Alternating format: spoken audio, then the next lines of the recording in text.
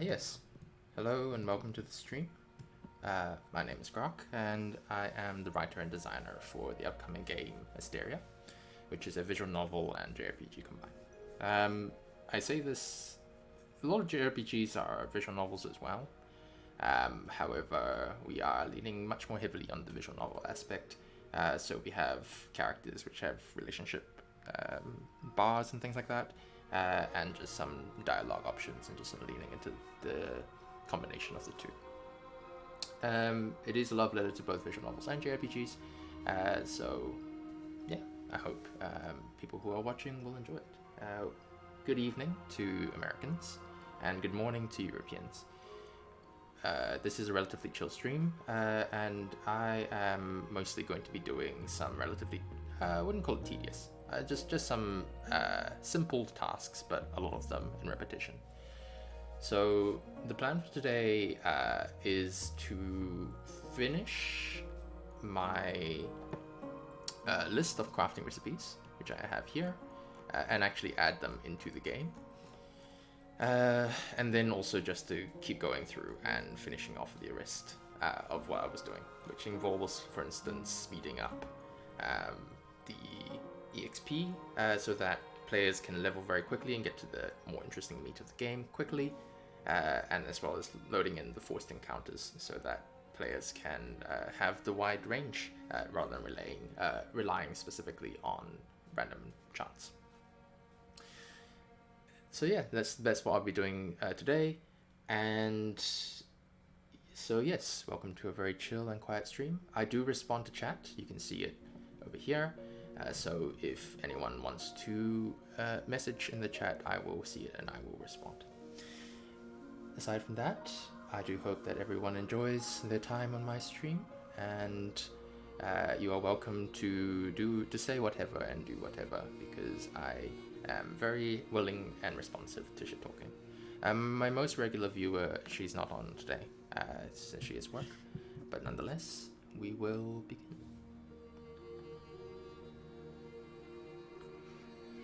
And this is a devlog, devlog number 19, which I am keeping regularly on YouTube. So if for future reference for anyone who wants to watch it, although because I'm porting the VODs over directly, there's absolutely no editing, and each of the VODs is like 2 to 3 hours long, or longer sometimes, depending on the situation. So yeah, hopefully this game comes out. When the game releases, it is something for success, so people will actually watch these vlogs. But nonetheless, I wish you all the very best. So normally I begin a stream with something of a rant, just to get my mind in the game and get started and settled. Which I could also do today. However, it's not very fun to rant to yourself, and Sam's not here, so I probably won't. I'll just get started today. Today's stream will be about 2 hours long, 2 to 3 hours long, just mainly because, frankly speaking, I lose track of time when I am not bored, and because today's tasks are incredibly simple and incredibly repetitive, I will probably get bored sooner rather than later. That being said, if something pops up that is not boring, for example, frustrating, because, for instance, one of my encounters isn't working out very well, which is going to happen probably, then I might stay a little bit longer. But nonetheless, wish you guys all the best, and yeah, let's get it started. I still don't know how to use the mining and foraging.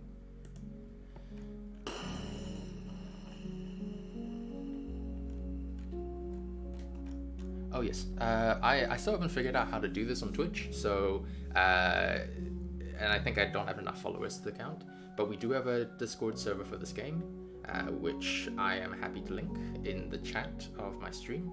So if you wanted to get more immediate updates and find like a community of people who are interested in the game as well, you are welcome to do so, to join that Discord. It is open invite. And I am consistently on that server because that's how I interact with my team. So I will be there for questions outside of the time that I'm streaming. Which, if anyone was interested, today is a bit of an odd one because normally I stream on weekends my time. However, I had something on yesterday at this specific time slot, so I delayed the stream to today instead. I am open to moving around my scheduling timing, so if anyone, for the moment anyway, so if anyone is, and I probably will have to change my scheduling timing once something comes in. So for the moment, this is what I'm streaming at. All right, let's get this party started.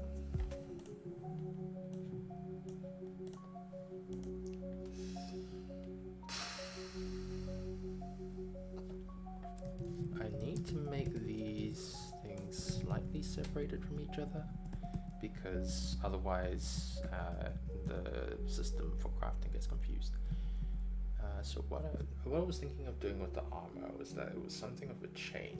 So like a belt would make boots, boot would make leggings, so on and so forth, all the way up to chest plate. There is no makeshift shield, it's only rusted iron shield. Unless I add the makeshift shield, which I could. But the rusted iron shield is also a...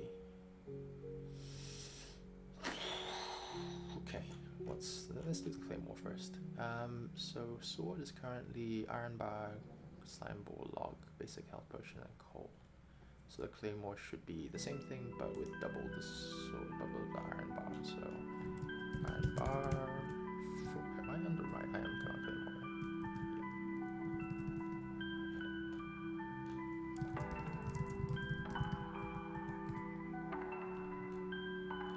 Yeah. Log 1. So it's just the iron bar that doubles. Why did I put basic health potions in there? Oh yeah, okay, I remember now. Yep. This is a tier 1 of a different tree though, and we don't have heavy slashes on for that. So coal. This one will go up to 4. No, 2. Still the same heat, just more iron. Shield.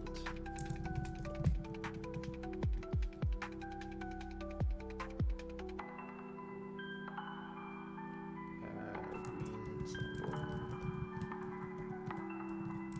Log. This one, no, black.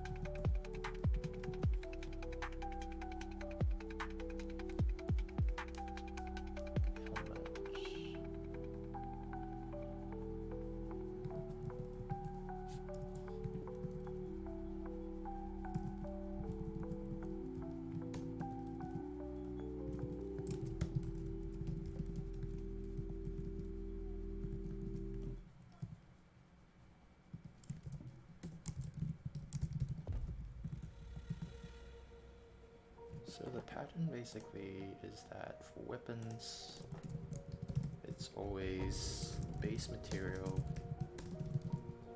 plus base material plus basic HMS potion plus coal plus some kind of reagent, I think was the last one.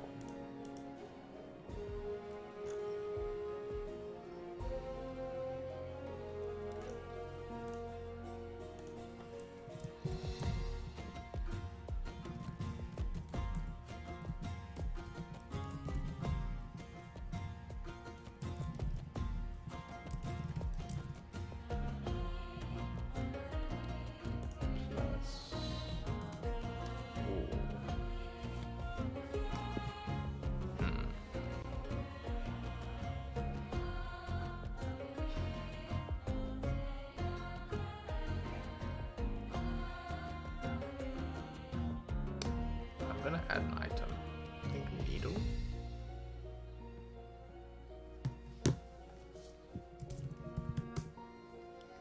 So you're required to have needle in order to make armor. Which is something the witch will sell. Okay. Back to the game. I wonder if we have, if it's an art, it will not be names.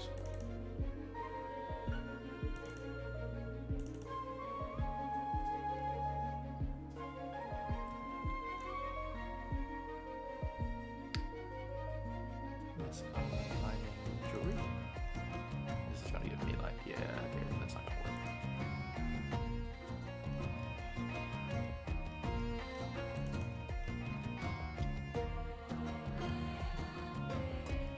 Okay, so we have some of this. That's a nail. Yeah, those are nails. Okay. Looking for needles or studs. Needles would be better. I have thread. I have yarn. I have whatever this is. I have that. Well, the silk actually. But no needles? Maybe as a tool. Help me. No.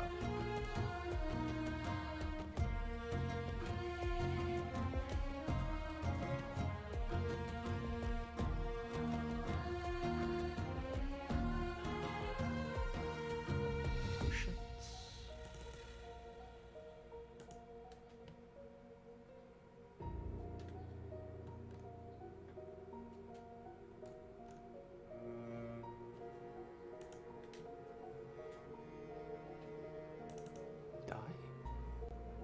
Dye. Ooh, dye.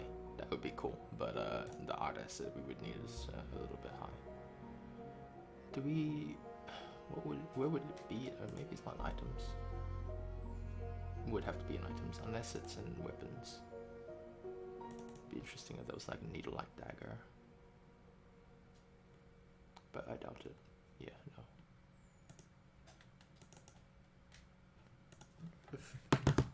Try typing that in.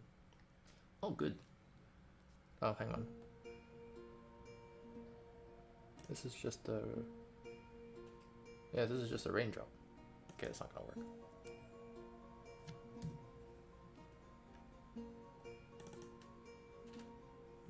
Oh, thanks for updating the look of it. I appreciate it. Crafting, craft picks, items.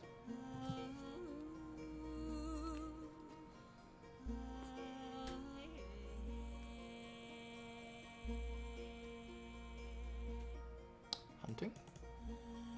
Oh yeah, this is just gonna give me meat. Oh, there's like way more meat than here than... Ooh. That's useful. I could use that. Spider? Why is a spider? Oh, okay. None of this is applicable to me right now, but that's interesting. Some of these things are just not labeled in the right places. Or, I mean, they are. They're appropriately named. Just not for me. Scheiß. Blacksmith is unlikely to have needles on it. Just saying. Okay, where would it be? It'd be under like tailor or like crafting. Crafting? Maybe achievements, event, icons, generic. What's an axe doing here? What the heck? Maybe it is here.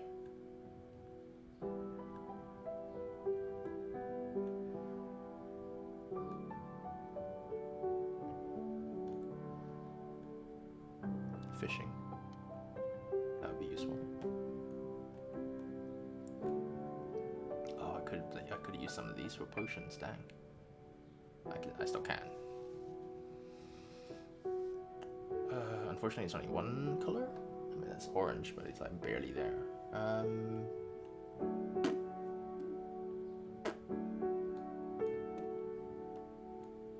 Fishing, fishes. Yeah, nothing here. If I have to do it in creature myself, I will, but I really rather not. My art skills are terrible. Farming. I mean, farming, I just get farming stuff, which is cool. That'd be an interesting, like, kind of cozy thing to do. But definitely later in the game. I'm not doing it now. Ooh, some of this cooking stuff is pretty nice. Even more meat stuff. Man, I could have used that. Saw. Miscellaneous monster. Yeah, nothing here.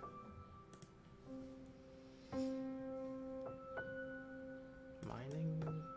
I've heard of mining. Elixirs, dye, dwarf, dragon, demon, chestplate, boot, book, bones, blacksmith, berry, and what? Seeds. Okay.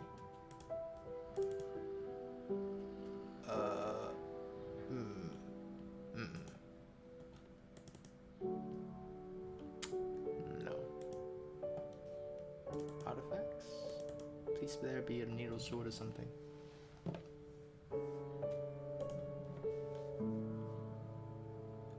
Nope. No luck there.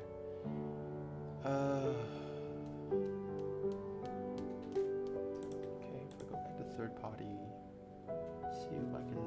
Some of these are like our banners. Equipment. Oh, crying out loud, I could have used some of these. I could have used some of these. But no, this is just equipment mostly. GUI, icons, fantasy ruins. Oh! Oh, for enchanting, this is going to be fantastic. This is just straight up the Viking alphabet. Norse runes. Brain fucked for a moment. No.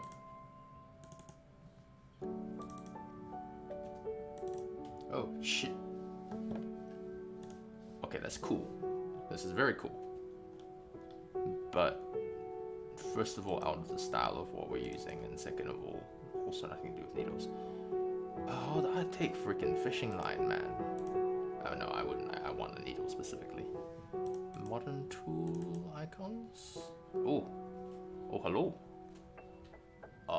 That's not a needle, but it's the closest thing I've seen. I think that's a knife. It looks like a puncturing tool, which is basically like a needle. I found you. Why is this a modern tool? It is not a modern tool. But it's also like not really in the same style as everything else. I just can't find anything.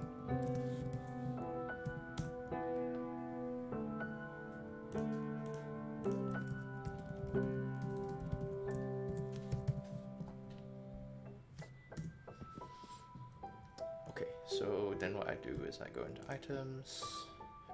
This is it's a miscellaneous key items.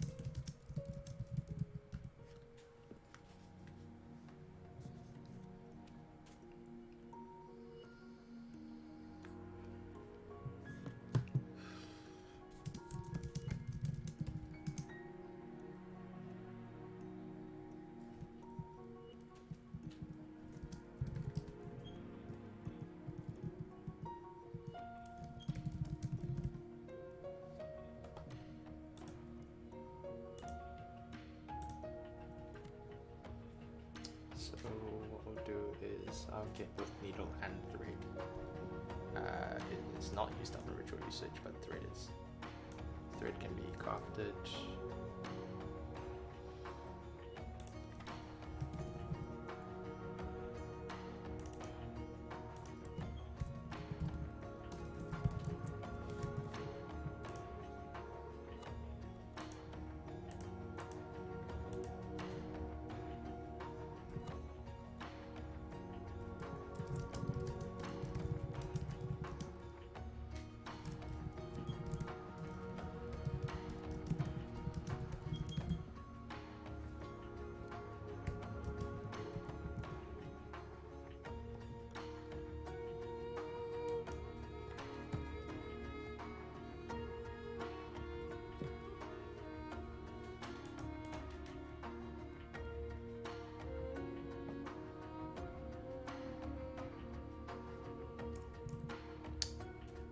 So the question is, do I want to have just like a lot of needles and you have to be used up on creating armor, or do I want to get thread? Okay, so this is buyable from the witch at max and you can craft it. So I'm going to add that to the list.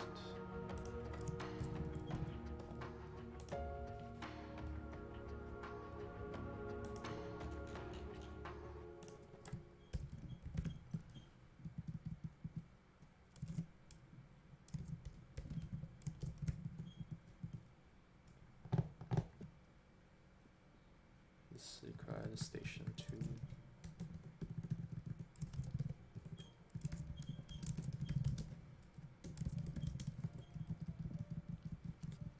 It's a steel bar and you get like 10 needles from it.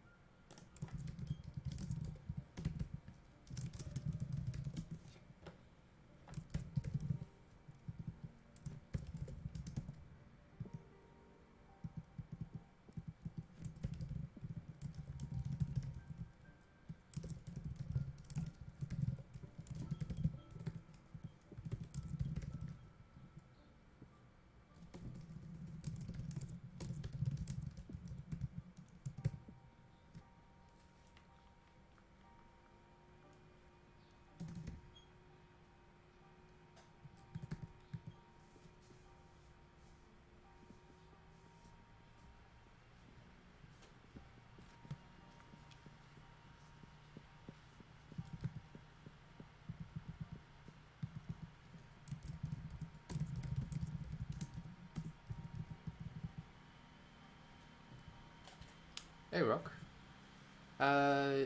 Yeah, I will go do that. To join my live stream whenever I'm streaming. Okay, yeah, I'll do that.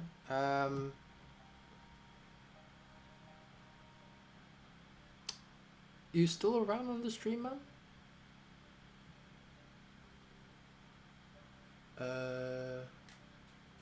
Just I asked just because, you know what, I'm gonna go check out your channel real fast because I don't actually see it on created 2 hours ago.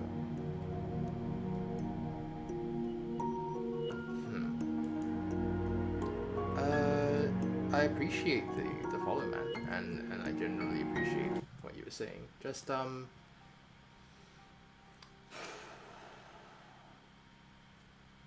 because your account's pretty new, and I am quite wary of bots, so I'm really sorry because I'm not sure whether you are a bot or not.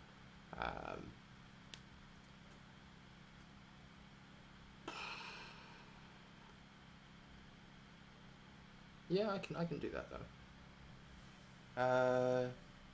Cool. Let me go do that real fast.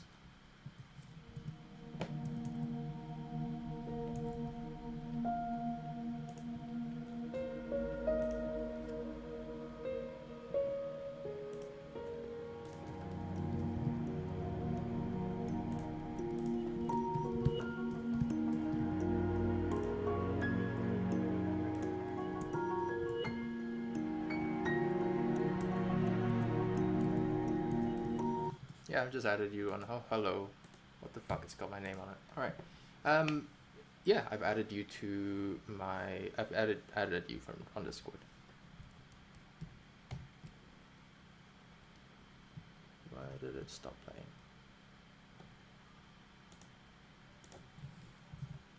It's just very quiet. Okay.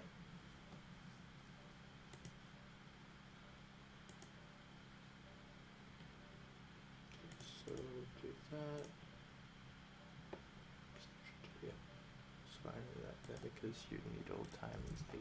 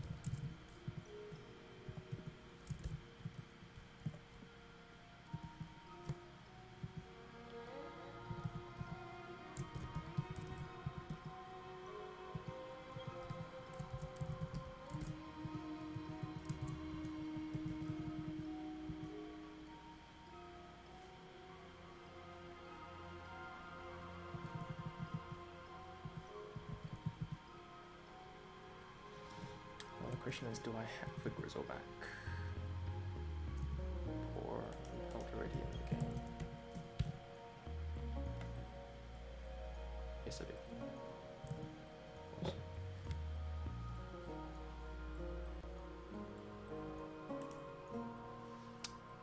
Leaf back pelt. That's his boots. Stamina potion.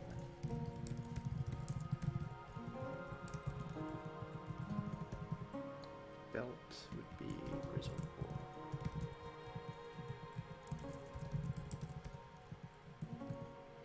Hey Gaps! Gapster, sorry. How you doing this morning?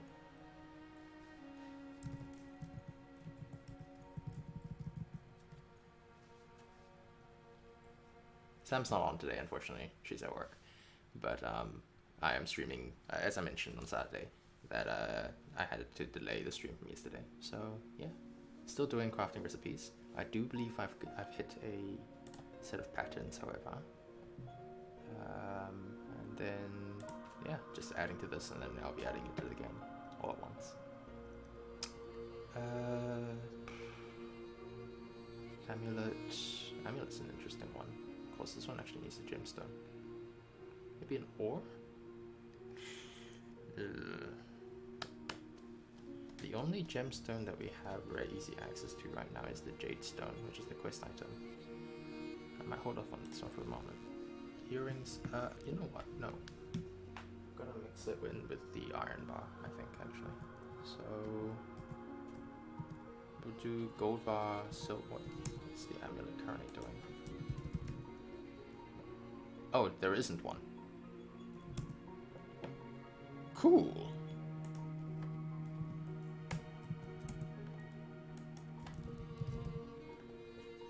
Oh. There isn't any of those either. Right. So we have the option, but we don't have any of the items. Oh. Oh, okay, that's fine. I'll leave that be. We have one of each already, but they are special items, so I can delete that for now. Sorry, I meant to ask. How are you doing, Gapster? Ring.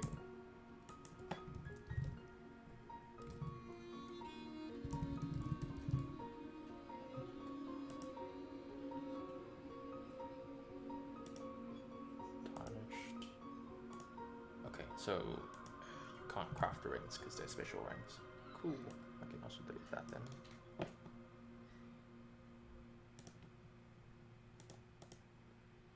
The tab was muted until now. Oh, I was wondering why you weren't responding. I was asking how you were doing.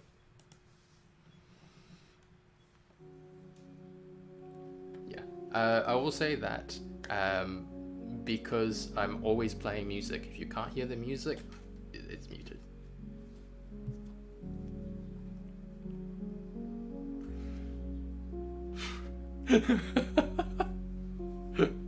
Yeah, that would explain it. And it's really hard because I don't have a face cam, so you can't see my mouth moving and realizing that, no, I'm actually... But no, I don't intend to use a face cam for quite some time. If you see a face on stream, I have made a mistake. I have made a mistake. If you see my face on stream, I've made a mistake. I'm not ruling out getting a VTuber rigging. I do have friends who are VTubers, so I can ask them for their rigs. Oh, no, not their rigs, but I can ask them for the contact to get a rig. Yeah, also money, of course. I really need to get more music. I'm tempted to just add new music to the stream randomly, because it helps me to have repetitive music, because then my brain doesn't like go, ooh, novelty, and then I can't concentrate. But it does mean that I have exactly the same music every single time on permanent loop. So it is nice to have a little bit more novelty sometime. I might actually pop away for like 5 minutes and get more music. I am very tempted. Very, very, very tempted. I probably should have done this off stream, but didn't think about it until now. Now it's just annoying me. So I'm actually pretty good on most of this. This is the gather. Oh, this one actually needs a needle too.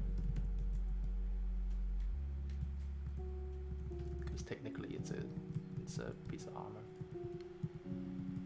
I still haven't figured out what should go here because we don't have any energy restoration items currently. This is the energy restoration item, so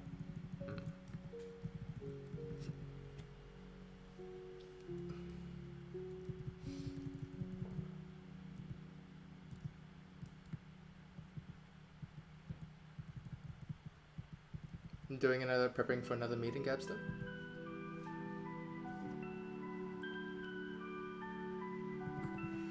Glass bottle. You like repetitive music, you usually put the ambient playlist, but if you switch to power coding mode, then dubstep techno comes in. Yeah, for sure.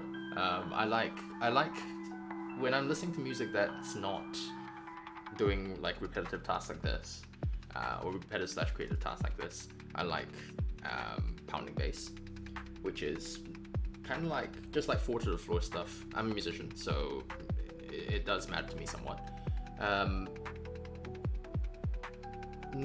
I've got Liquid D&B on at the moment, but like I've got 2 songs in the playlist with Liquid D&B, but I personally prefer a lot more like 4 to the floor, pretty steady stuff. Unfortunately, lyrical songs are kind of out, even though I'm a singer-songwriter, because I can't concentrate when when there's a person singing in my ear. And I am hearing this music. Some streamers just do it on a separate stream, but I'm listening to the music at the same time. And most of the songs on my playlist are actually music from the game, because yes, why not? Yeah, so I might pop away for like 5 minutes and go grab more music. I'm so tempted to do that, man. You let me know how my taste goes. Doing it in 3, 2.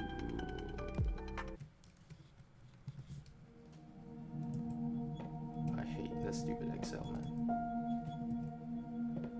You just started your day, drop the kids to the nursery, writing yourself a weekly plan, and then getting started. Oh yeah, no, for sure. That's great. I didn't know you had kids, to be honest. I'm very. I sort of assume everybody's younger than me, unless they overtly say that they are older. So.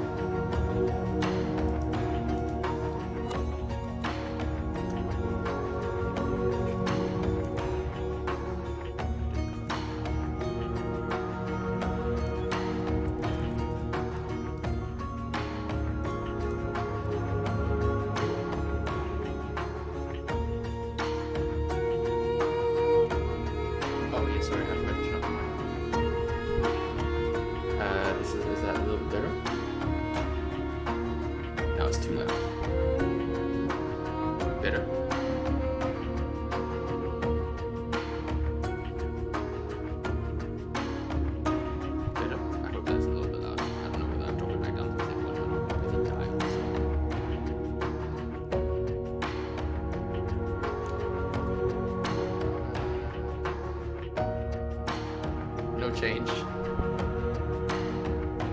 Alright. Is this okay? Better?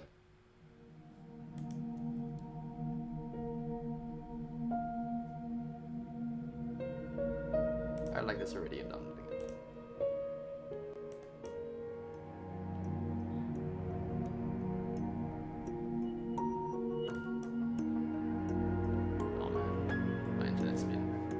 See the on break? Yeah, no, I'm on break because I don't want to show my screen.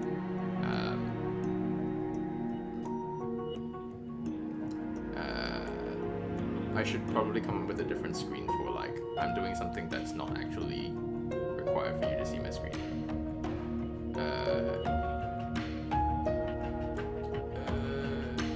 Freaking load already.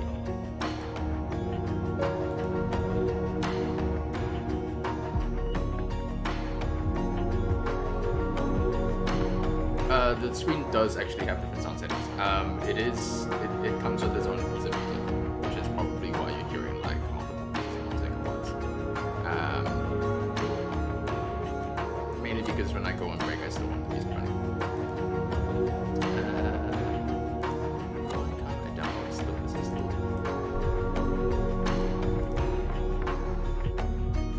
But the volume of music has not changed, it still is the case.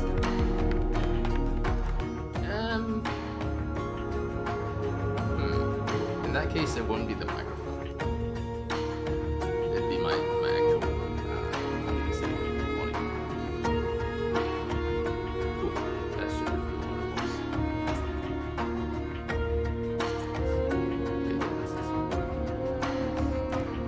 Surprisingly, I'm surprising myself.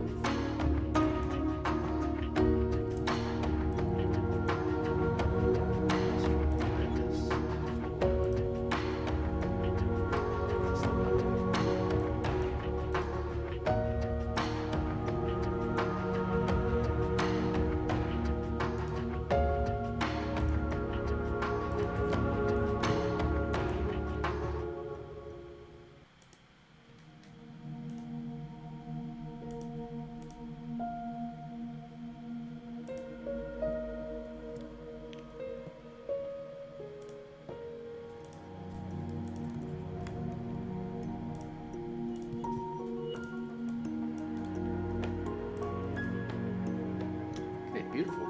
I'm now going to switch back to what I was doing. When I speak softly, you can hardly hear what I say. Okay. Half the time when I'm speaking softly, it's because I'm not actually talking to people, mostly talking to myself. I'm gonna just flick through to get to the music. I sure hope this is loud enough. Yay, new music!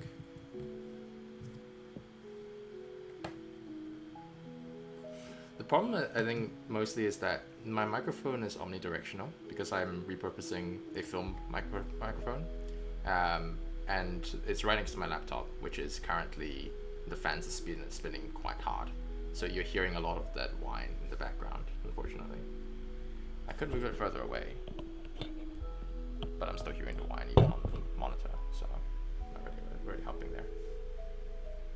Because of the music, my quiet speech is understandable. It was absolutely because of the loud music. Okay, yeah. The on-break music is really loud. I probably should have turned it down. It's actually just a video. But I turned it up mainly because for the most part when I use the on-break screen, I'm not actually at the computer. So it's just kind of there to be. You don't need to hear my voice over it because I won't be talking. I'm not actually present. But for this particular case, I needed a screen that just wasn't the screen I was working on. Of course, copyright issues.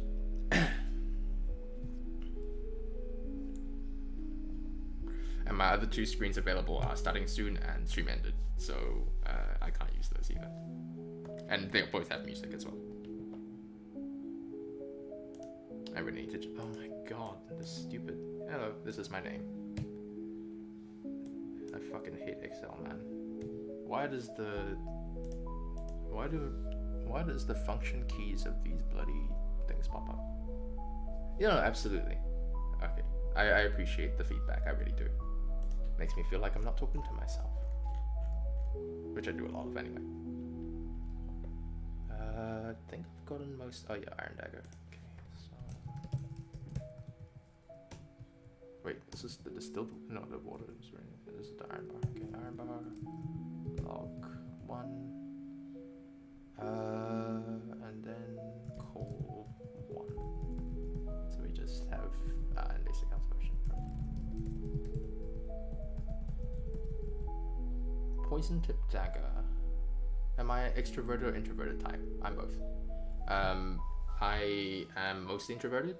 However, last time I took a Myers-Briggs, I was 51 towards introverted. So, very much on the border. It's flipped through the course of my life.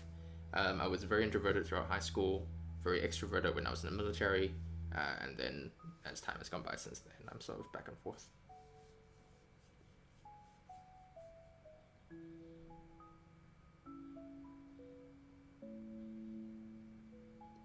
Poison tip dagger would be the same as the other one. However, basically it would add the basic acid potion.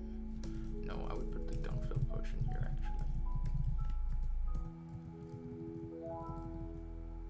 Poison staff, same thing. So it'd be, what's my makeshift staff recipe here?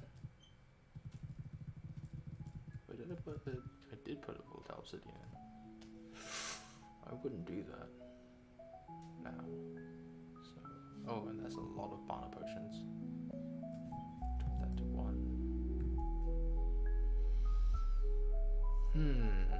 The glass would do it actually. Yes. It is compulsory where I was born. I don't actually live. I wasn't born in New Zealand. I mentioned last time I was an immigrant. So yes, military service was compulsory. It's compulsory in the country I was born in. However, it's not compulsory in New Zealand. In fact, it used to be compulsory in New Zealand actually quite a while ago, probably around 40-ish years ago, in the 70s. Because I have run into people who are in their 60s or 70s or older than that, who did find out I was in compulsory military service, and they're like, oh yeah, me too, and they're born and raised in New Zealand, never left. So yes, it used to be compulsory here as well, but a very long time ago.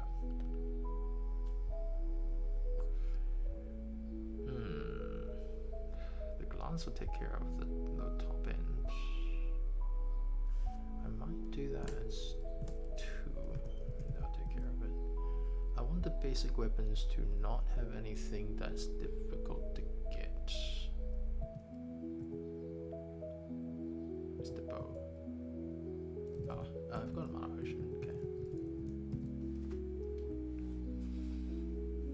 I don't know about Hungary. It's not compulsory in Hungary, is it?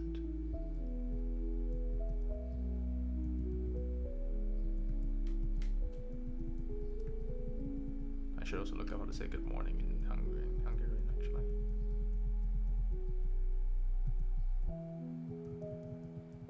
Okay. Needle. Okay, so I just need the instinct to figure out this one. Poison staff. I don't even know what the poison staff does. I don't even know why we have a poison staff. A low quality poison based mana crystal and it gives poison cloud. Oh, okay.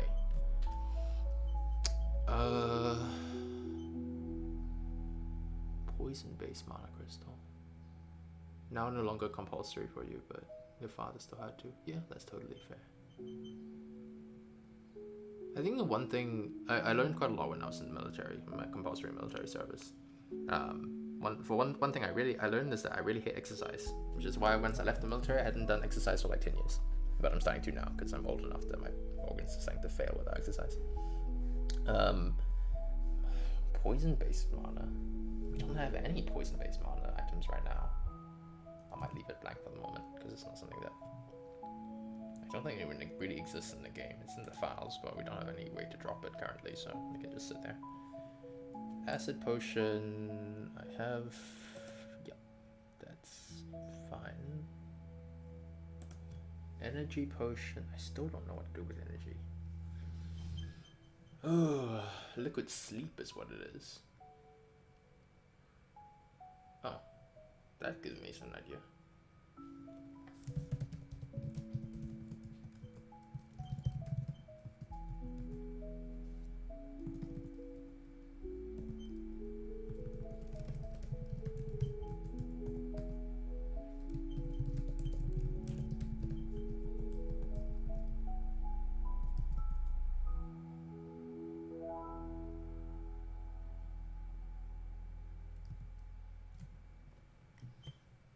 So these are all just like random drops from Misty Vale Woods.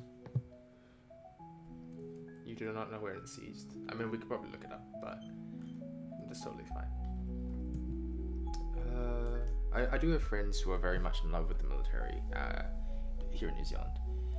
So so I used to run an airsoft club, and the members of that club were all very obsessed with the military.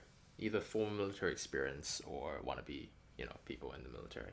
Lots of guns, lots of talking about the stats and specifications and battlefield tactics and stuff like that. I generally don't care about this stuff, though I did used to train recruits. So whenever they're talking about guns, like statistics and specifications and stuff like that, I just kind of tune out completely. I'm not that interested. I know enough about it that I can talk with them if I need to, but once they start referencing different manufacturers, I start going, which is very early on in those, because comparisons are life apparently.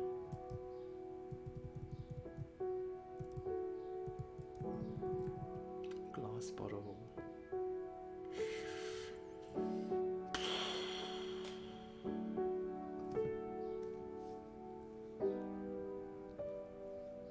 I don't know if glass bottle is something that I can generate.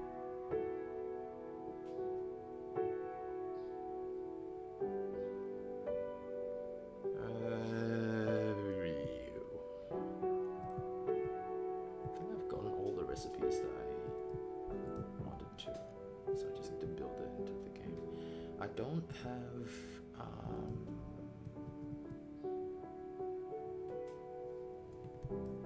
still don't have a recipe for the glass bottle, but I think the empty glass bottle is more of a level 2 thing anyway, because you kind of get it from everything, every potion, so it's like a byproduct, so I wouldn't worry about that right now. Cool, so I'll just start adding recipes.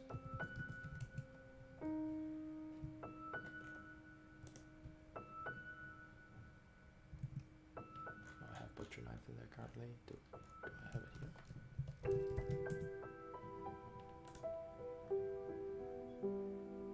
You have a similar attitude to guns? Yeah, sounds about right. They're cool. Explosions are cool. Shooting things is cool, but I don't really care about. If I'm not in a command setting, I don't really care about them. If I am in a command setting or a tactical setting, then I do care about what they are able to, how people are using them, and like the effective statistics and things like that, because it's useful for tactical skills and like battle space command. But yeah, other than that, I really don't give a shit.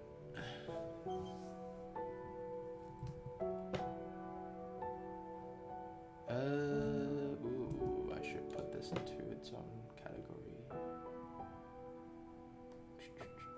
Folder.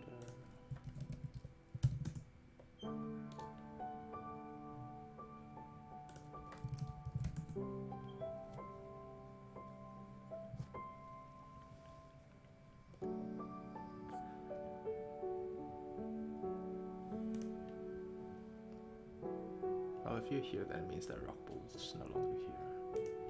I had somebody join the stream earlier just to say add me to your Discord, which I have. So I guess they're not here anymore.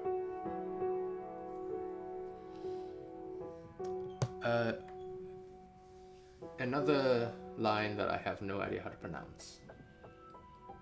I don't even. Is it Joe? Okay, I'm gonna try it. I'm gonna butcher it. Joe Regelt. Is it an I? Is it an L? Joe Regelt? I'm so sorry. Is there a oh, it is Yo. Okay. I don't know the rules for the E in Hungarian. Regelt. Is there a rule for double G's? Like, is there a pronunciation rule for double G's?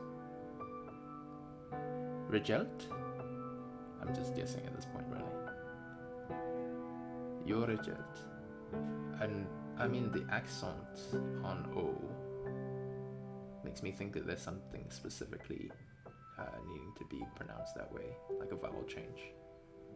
But you said yo, so yo, so it's a hard G. Regelt. Regelt? I pronounced it. Okay, what was that yet to? So it is guilt. Oh, the regelt. Okay, so yo regelt. Is that a rolled R or a flicked R? Is it yo regelt or yo regelt? And is there a tonal separation?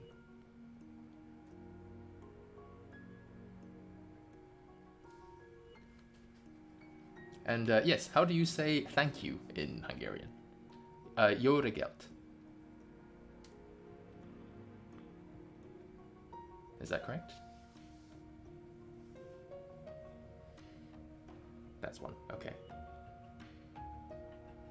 Jó reggelt. Okay, I will try to remember this. Viszlát is from last time for goodbye, which I'm not saying right now, just to practice. Oh geez. Oh geez, there's two accents. One's an umlaut and the other one's the straight line one. I'm gonna try this. What's SZ in Hungarian? I think it's an SH sound? Koshanum. That's my first guess.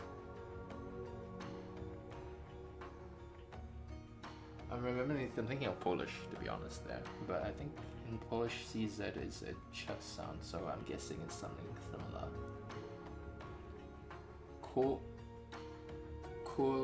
And that's German. Kuschenum. Am I anywhere close? Kuschenum.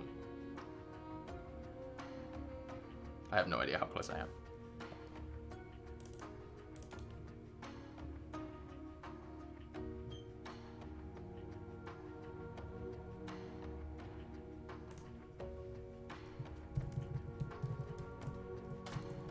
The orders and sound indexes would be burn. Yeah, so it's like the German O with umlaut then.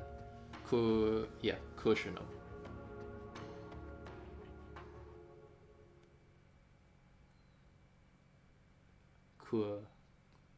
Jaune, yeah, jaune, bleh. So yes.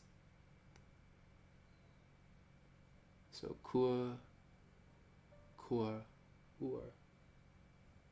Courgenum. Is that? But I can't. No, they're all this. Oh, they're all the same accent. Okay, they look like lines on my screen. So it'd be Courgenum.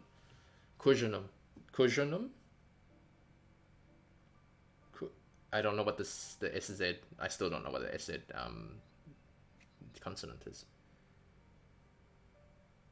Perfect. Courgenum. Okay, let me try a different consonant. Yes, I'm excited. Ch, maybe? Kuchenum? Oh, it's just S, okay. Kursenum. That makes it sound like I'm cursing them. Kursenum. Perfect. I do say C quite a lot, so. If you caught my very quick deletion of the note earlier, that is genuinely my last name. So, very, very, very appropriate. Kursenum. God, that was really fast. Kursenum. Kursenum. And I'm guessing that the K, N, and M, so for kur and s and n and m, are all how English speakers would pronounce them. Because if the K is normally ksh or something like that, yes, I do. I don't speak any language, but I am musically trained. So I should note, classically musically trained for singing. So I do have a relatively good sense of language. I cannot understand anything I'm singing, but I can pronounce it quite well.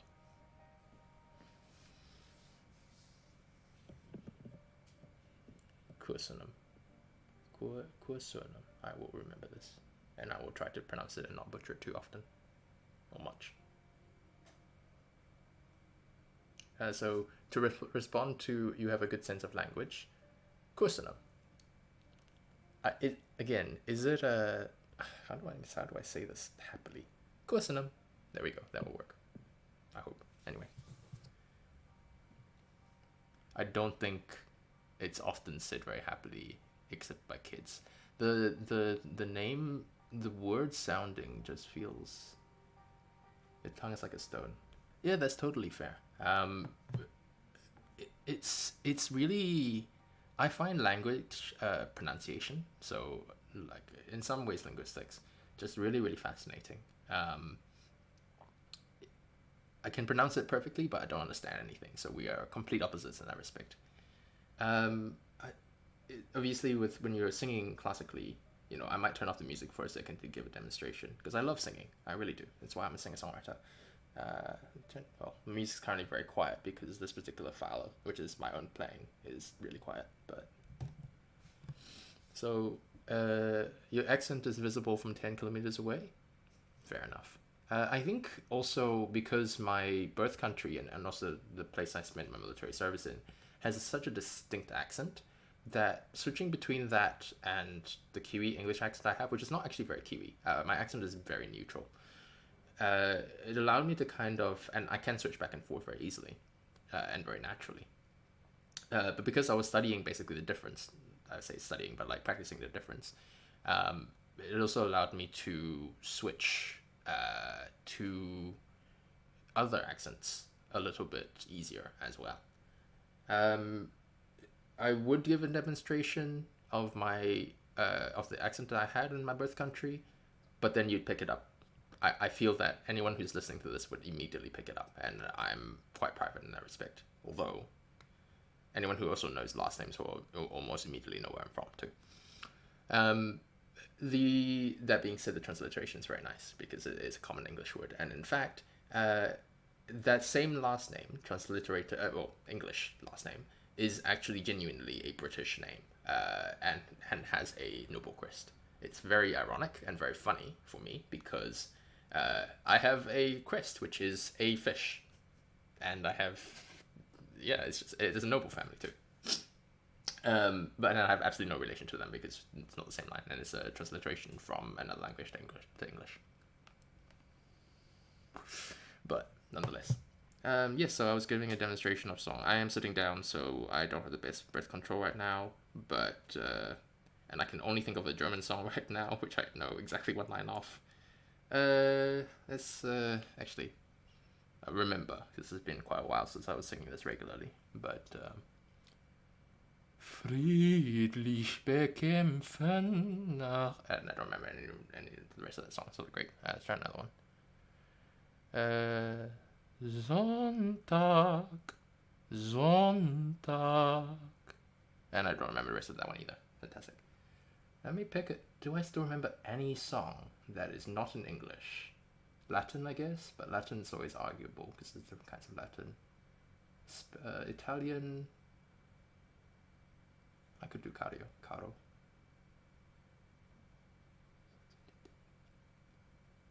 Man, I haven't done this for years. Okay, let's try this. Caro mio ben, credimi almen, senza di te languisce il cor. Yeah, I know Sonntag's in German. It's a Brahms song, but I forgot the rest of that song, so I only know those two words. I only remember those two words. Il tuo fedel sospira ognor, cessa crudel tanto rigor. This is Italian. No, this is Italian. It's Caro mio ben. It's a very famous and opera. Di te languisce il cor. Latin, I guess we could go for like Asteria, but that's not my favorite one though. Favorite one is actually the Sanctus. Yeah, my favorite Latin song to sing is Sanctus. The festival Sanctus, which I can't remember the composer by, but Sanctus Dominus Deus, Dominus Deus Sabaoth, Hosanna, Hosanna Deo, Hosanna in excelsis, Hosanna, Hosanna Deo. Anyway, I really like that song. I really like music in general, of course. Thank you. I appreciate it. It's all the years of training, you see. No, I enjoy and practice. I mostly sing pop songs. Otherwise, so my music teacher, my singing teacher, had an irrational hatred for French, and as a result, I know absolutely zero French classical songs. I also basically barely remember anything, but my repertoire when I was singing it regularly was mostly German, Italian, and Latin. Very little in French. I do know one Chinese song, so there is that, which was written. So this is kind of a funny story. It was written specifically for a Chinese choir to visit New Zealand and perform with a New Zealand choir. So I still know this song, and it is completely unknown I wouldn't say completely unknown, nearly unknown in China. But there is a video. There is a music video from, I think, it's still being taught in some schools in China, and there is a music video for it. And it's very, very strange for me, because I am fairly certain that everybody else in the choir that was in who learned the song has forgotten the song. Because it was a choir for 9 and 10-year-olds. But for some reason, that song stuck so strongly in my head that I still remember it.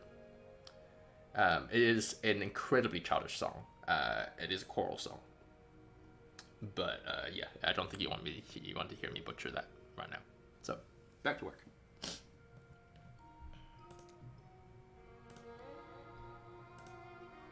I also personally really love... wait, what was the recipe for this?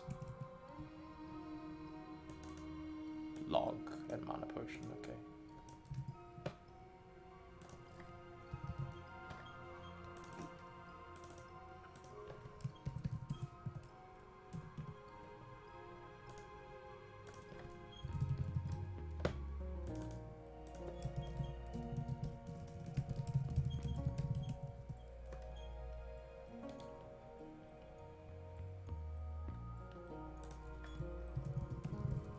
Wait, did I actually forget to...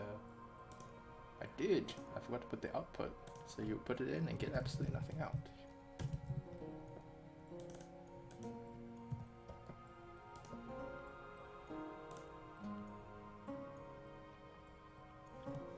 And obviously Maori songs, I know some Maori songs as well because I am in New Zealand and I was trained in New Zealand. The Maori songs are always a little bit odd to sing because and you're very fond of New Zealand culture, so here's a little thing about Maori songs. Maori songs belong to an iwi.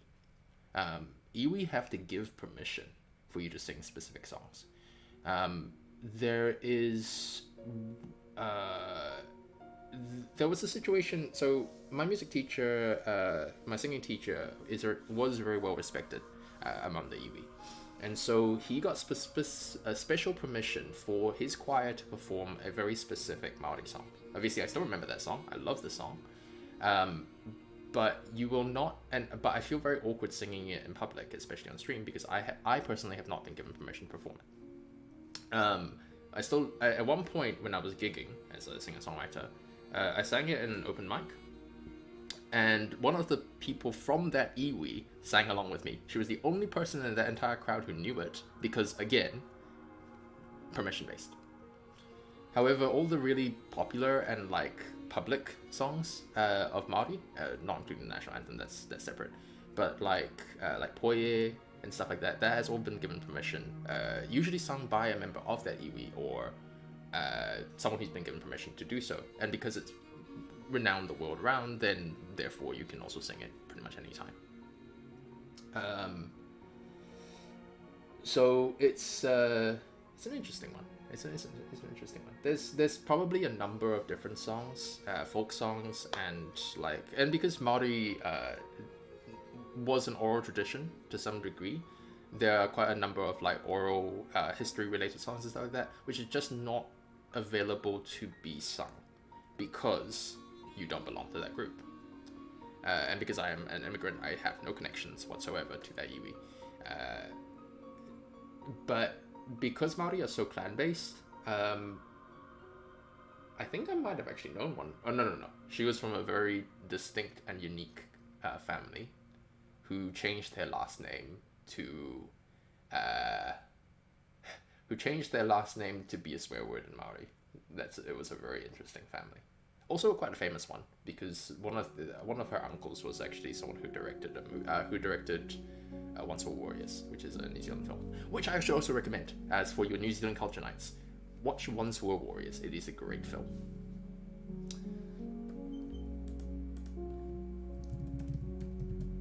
Wait, this is the requirements for the bow. I'm gonna type it into Twitch, since Sam isn't here to type it for me.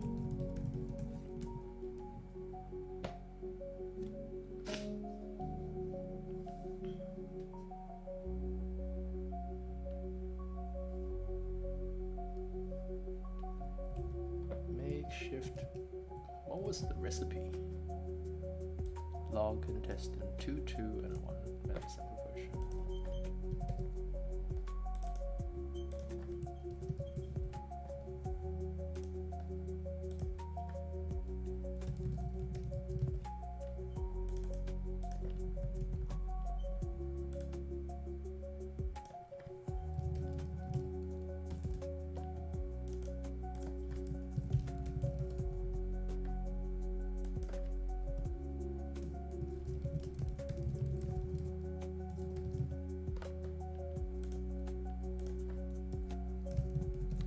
If you wanted to see what New Zealand culture was like, kind of really like in some respects in terms of living it, it is quite a distinctively.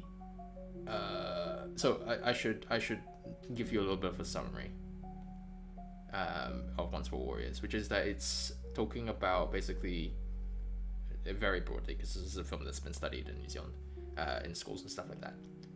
But it is very broadly speaking, and I didn't study it, so I don't really remember it off the top of my head. But it's very broadly speaking talking about the loss of the Maori war culture into modern day society, and what that does to the kids growing up in it. So it's a very like commentary kind of film, but it is very, very local and very, very Kiwi. By the way, yes, learning to sing helps a lot in flexible use of the oral muscles, so it's easy to learn foreign sounds. Yes, correct. And I personally love pronouncing German. I love the way that the language itself sounds, and the way that it's so dark and so like in the back of the throat as comparatively to English, which is a very flat language, and therefore really hard to sing in. Except for the African American gospel singing, that one's very open. But yeah, it's just a really beautiful language, German, to pronounce and to say and to sing. Unfortunately, I don't understand that many words of German, so I can't really converse in it. But if someone tells me a phrase, I can probably say it back to them and have it sound reasonably decent. It would be interesting and a bit slow in writing. Yeah, no, 100%. Don't worry about it. I understand you are still doing a weekly plan as well, and I am also distracting myself from actually doing my work. So we will both go back to doing what we were doing. Just occasionally bouncing back into the topic. But like I said, if we're talking about the previous topic, I am very happy to discuss singing at any time. I spent a lot of time on it myself, and I still do. I still sing very frequently and very commonly. So I'm very happy to discuss it and languages and all that kind of stuff.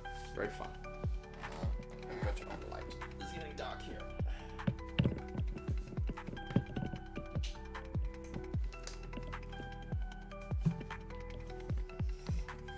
started to write the sentence about the Hungarian language, and then I was already talking about the Maori culture. Maoist is something quite different. That's Chinese. No. I'm really good with that. Okay. Kusanum. Where is the stressor on that syllable? Also, I talk a lot, and I talk very quickly, and of course it is a lot faster to talk than it is to type, generally speaking.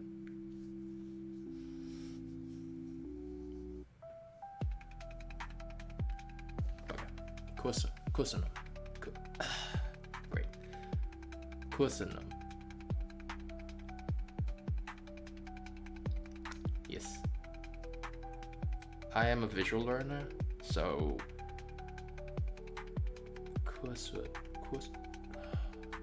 and tongue twisters always get me still. I'm so sorry. Kusanum.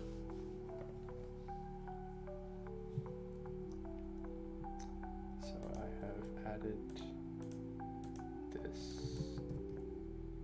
I'm just gonna highlight it green. Shift bow green. Let's go for this.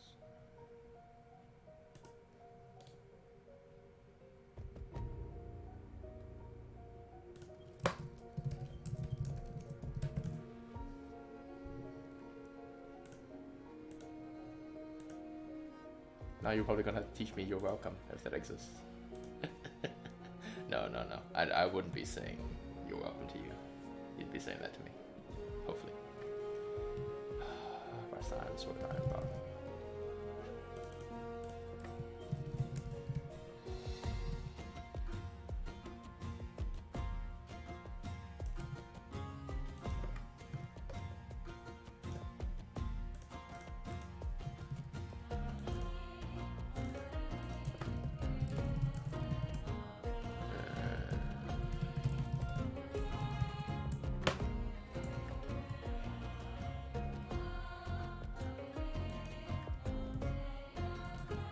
Oh, pronunciation? Okay, I can't highlight that. Okay. Right, I'll have to go to Twitch.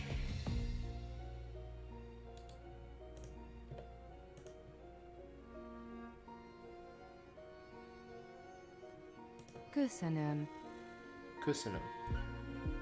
Oh. Köszönöm. Okay. Köszönöm.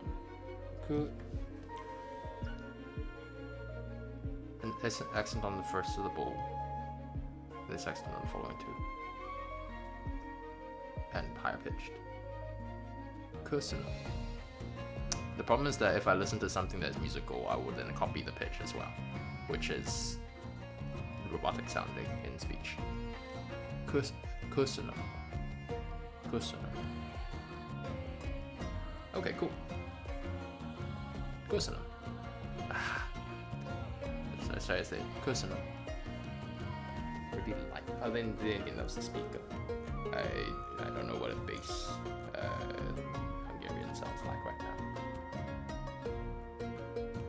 Köszönöm. It's and because I am an English speaker, I immediately hear cursing them, which is rude. So I'm like, innately my brain's just like, Köszönöm.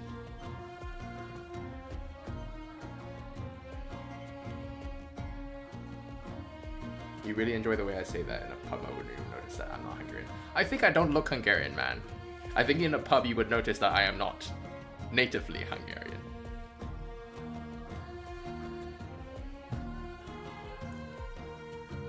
But if I ever do go to Hungary, I am definitely going to try to pronounce that. It is much. But then my experience with speaking like that in different countries is that if I say something in a different language, people and it sounds good, right? People immediately assume that I speak their language, and therefore I get greeted with a flood of stuff I can't say or understand, and then I just have to smile and nod, which is also how I get by in retail. That was a thumbs up to the camera that doesn't exist.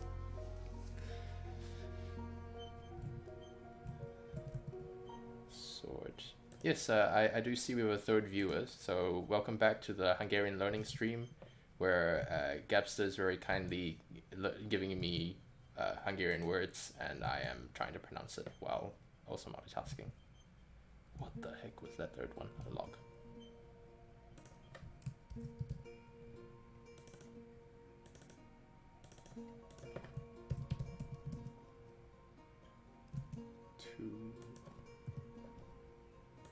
Some wise man said the more cultures you know, the more people you are.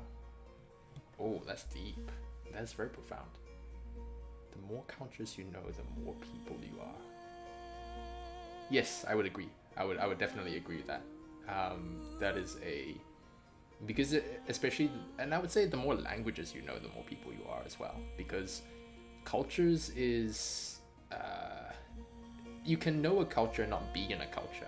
But if you know a language, you are in that culture.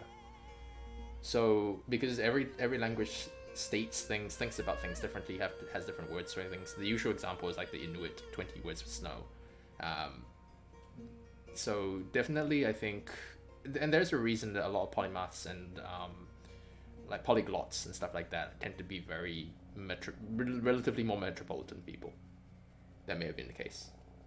Yeah, I think because you can definitely, if you are, I guess, part of that culture, if you are taking part in it, then yes, I would also agree with that. You are definitely a very different person if you are in a different culture, because people code switch all the time.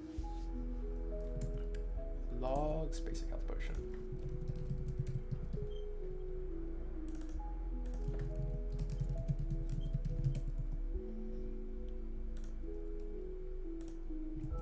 How's your weekly plan going?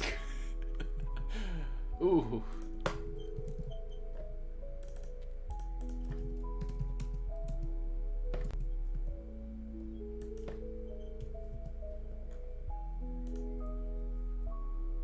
Don't ask. Fair enough. I do make a lot of plans for myself because lists. I'm very fond of lists and like striking off to-do lists and stuff like that. But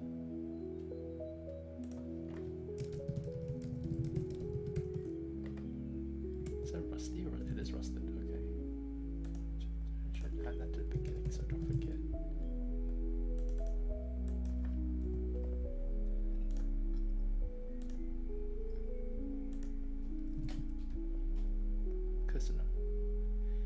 Is I think I was getting tripped up when I was saying Kosunum on the fact that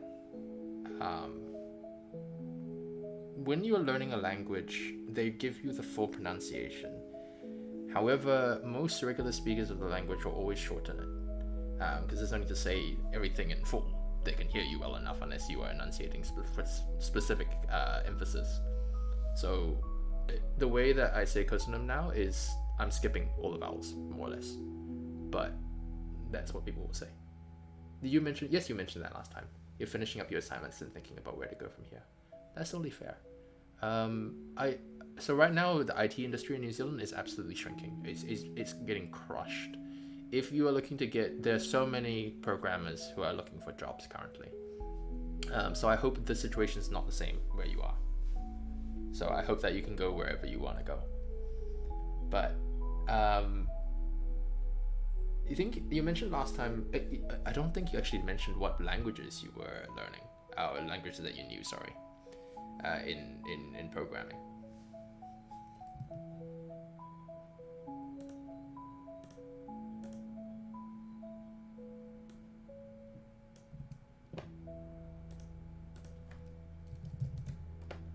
So I guess the question I really wanted to ask is, where do you think you want to go from here?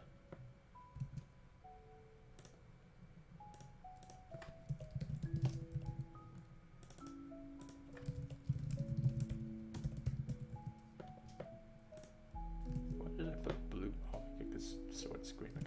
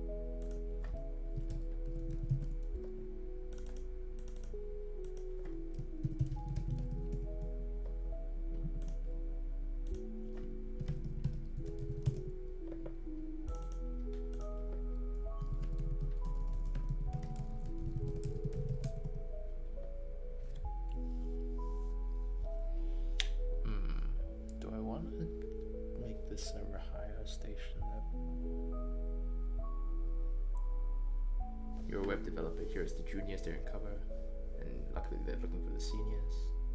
Oh, I see. Okay, that's really nice. I'm not in the same boat whatsoever. My skills are very, very scattered, and that makes it really hard to find a job. Which is why I've been unemployed for like 9 months, and I'm working. I wouldn't call it full-time, part-time really on this game. I'm spending like maybe 20 hours a week on it, which is not at all the same as my team lead, who spends like 60 hours in this game a week, which is ridiculous, and I worry about his health.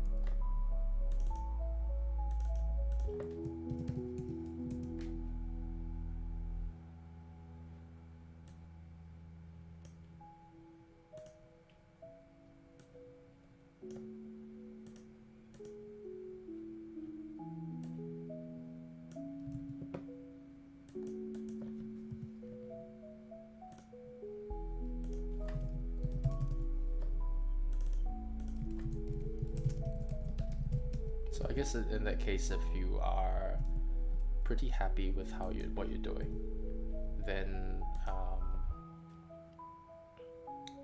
I mean, if you're pretty happy with your skills, then where to go next? Be able to work freelance, set up a small company, develop sophisticated solutions to problems. That's awesome, man. Have you had experience with running a company before?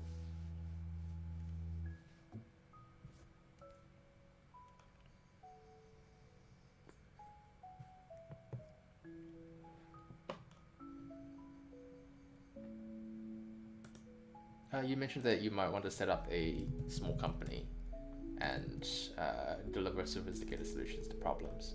Have you had experience running a company before?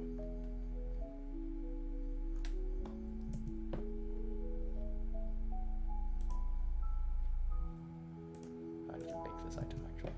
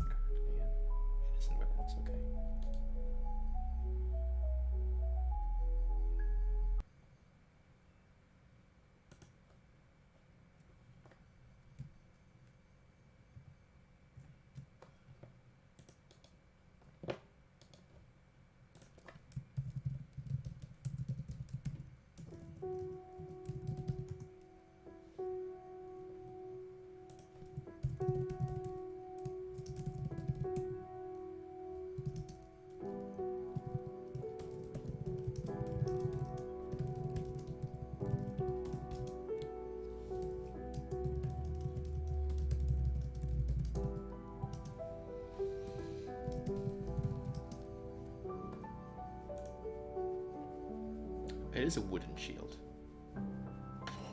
Okay, never mind, I'm checking that.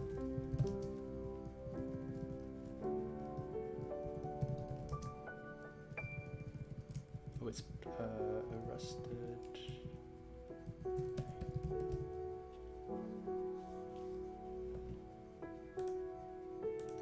I will call this a torch, maybe? No, but last time I worked in a similar one. So I saw about a lot of how it works. My best mate did one. I told him a lot about it. Okay, yeah, that's totally fair, man. I would just generally say that unless you're doing it as a sole, so I should know my experience. I had my own company, probably about 10 years back now. I will say that unless you're doing it as a sole trader thing, running your own company is a full-time job on top of the job you're actually doing in the company. So it is but we always need you. Yeah, that's absolutely true. And I think if you're running your own company, it is always a challenge. It is literally a non-stop challenge, because there's always going to be problems. So it's up to you, of course. But I would just say that if you're looking for more time, and if you're looking for more time to enjoy and do non-work related stuff, setting up a company, unless you're very deeply passionate about it, is not really the way to go. Because when you're running your own company, you have less time, not more. Even though you are flexible, you get more flexibility, you'll have less overall time. Because everything stops at you. But that's common. And now I need to go find the art.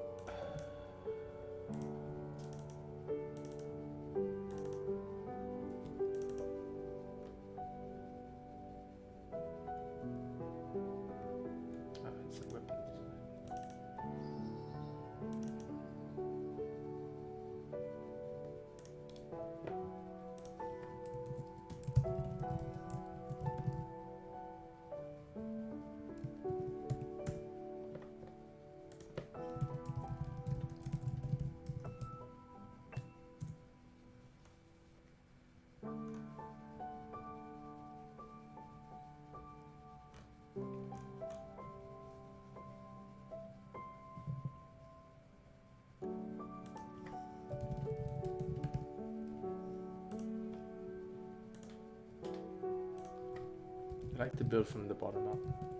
Oh yeah, no. Oh, in that case then yes, I agree. So yeah, so you start as a freelancer and then go on from there. That's totally fair. I guess the question, yeah. So the previous question I was asking is, what do you specialize in terms of as a programmer?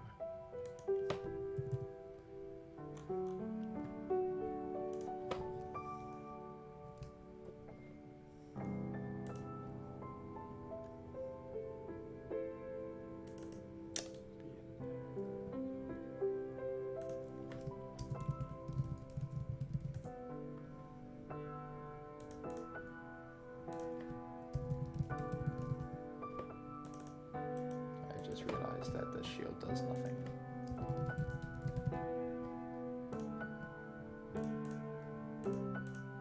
I mean, technically it has that, but item set data, usage tag, modifiers, generated.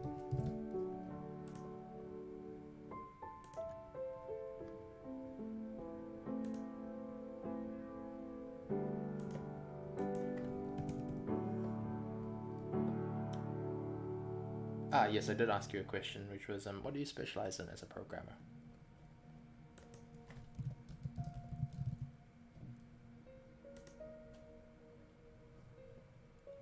Magic resist. Oh, I see.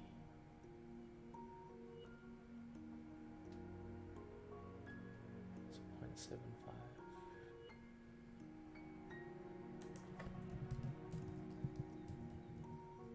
There's a level scale to it, so okay, well in that case what I'll do is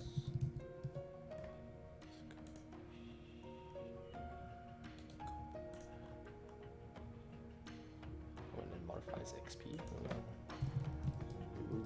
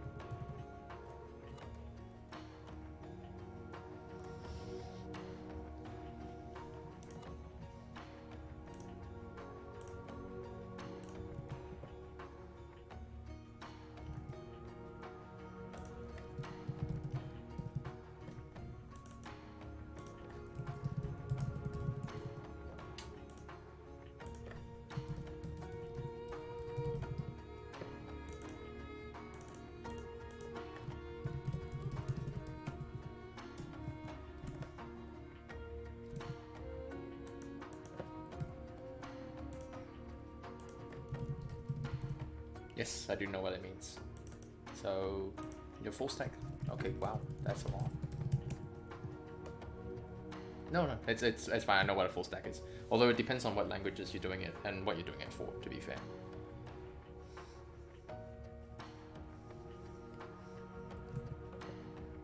No, I did a virtual reality company at one point, when the technology was still coming out, so I'm familiar with these terms. No, JS. Oh, okay, yeah.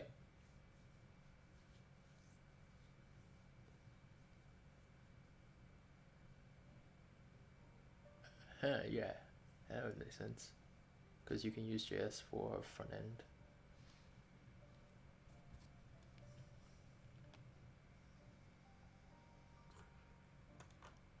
I'll be honest, anything in the back end is something that is incredibly obscure to me.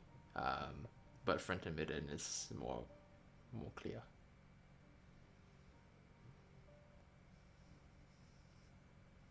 But yeah, full stacks are. I'd like to say full stacks are rare, because they really are. But for some reason, I've run into more full stack developers than I have pure single language developers. Possibly it's the circles I run in. Or possibly it's because New Zealand has like 8 people.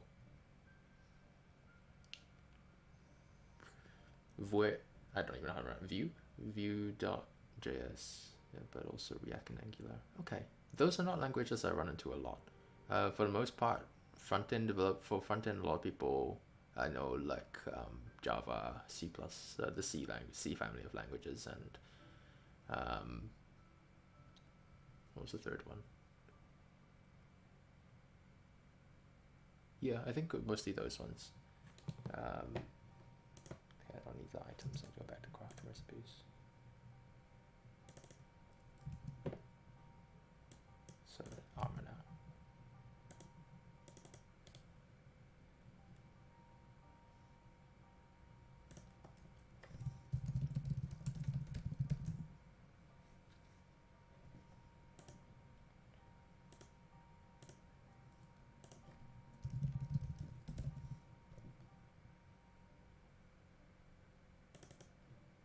Oh, reinforced. Ooh.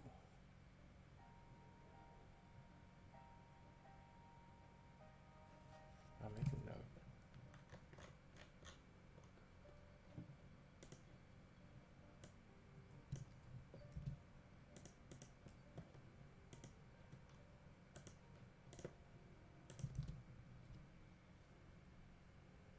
Basically, it's the same.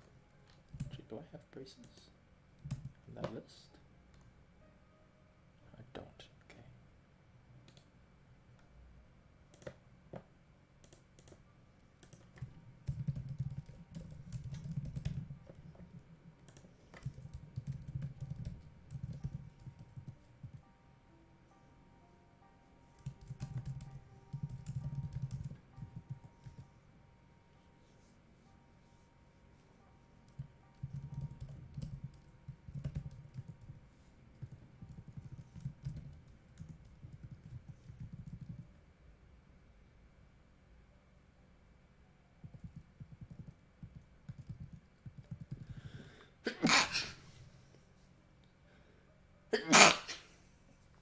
Go?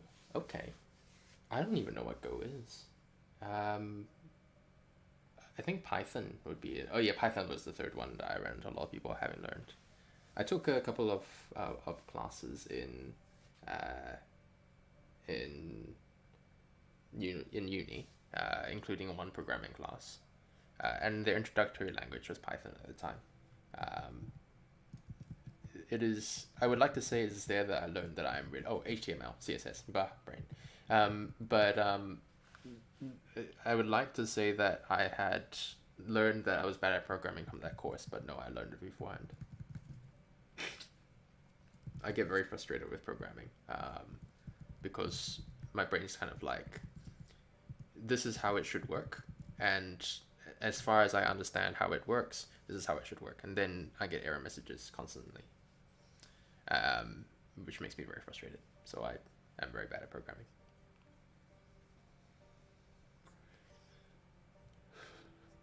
It's even more frustrating times when I'm following tutorials and stuff like that, and I copy and paste the code over, and then the engine I'm doing it in just says no, and then I don't understand at all, and I just get very frustrated.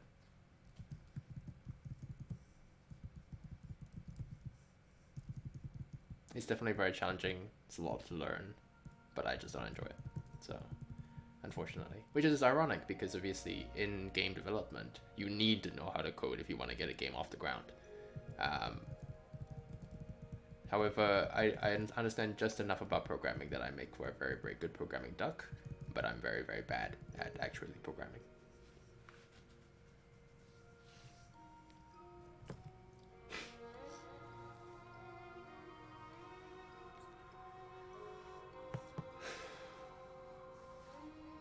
Yeah, absolutely. I think game mechanics is programming of a different kind. It is programming people, because what you are doing with game mechanics is that you're manipulating the behavior of people, the players who are using your game. You're manipulating the behavior of users, which UI is also very similar. It has a lot of similarities.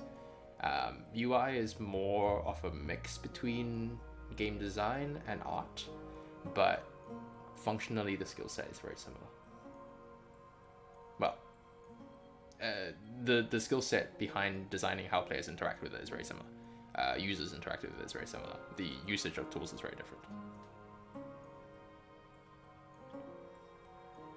It's also kind of like programming. You know what? It's very different to programming. It's you're manipulating the average user, or who you project your average user to be. So, but it does follow laws and it does follow guides, and it is very, very firm, I would say, in the most part. If your user isn't using it correctly, you didn't target the right user. In which case, because people follow laws. Okay, so I should note, I have a degree in psychology. But that doesn't actually mean anything because psychology is a very broad degree. But yes, people generally follow laws, biological and neurological laws. So tweaking mechanics on this end does result in very similar results, I would say, actually, for the most part.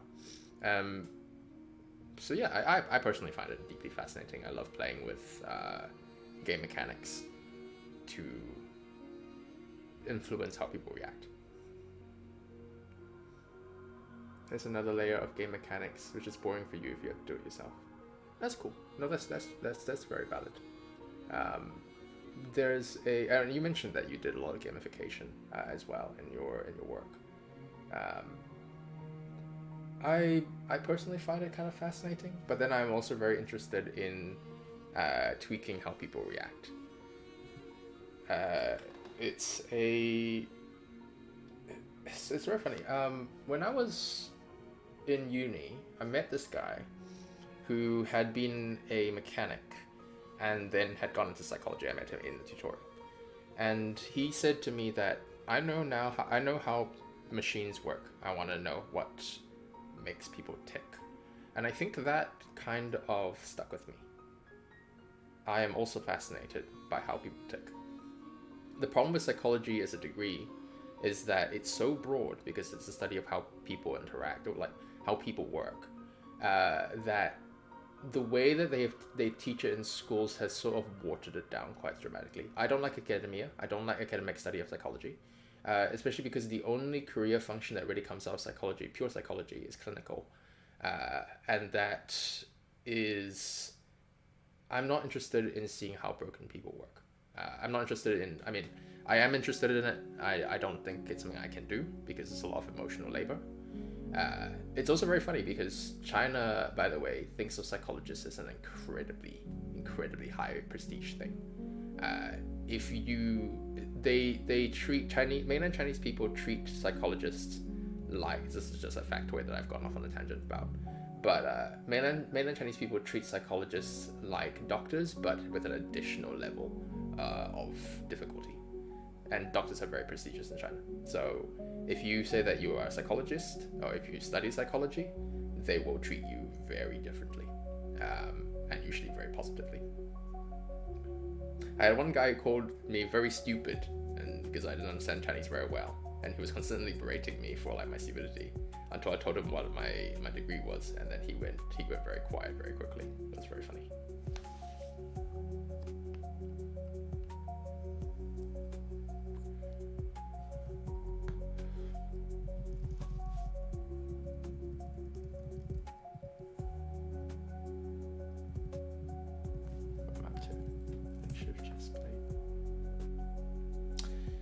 Do I want to make this the random stat? No, I don't.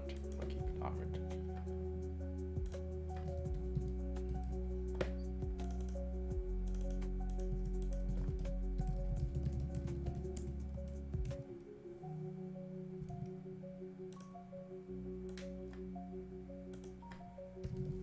I think, you know, I do have to ask there, Gapster.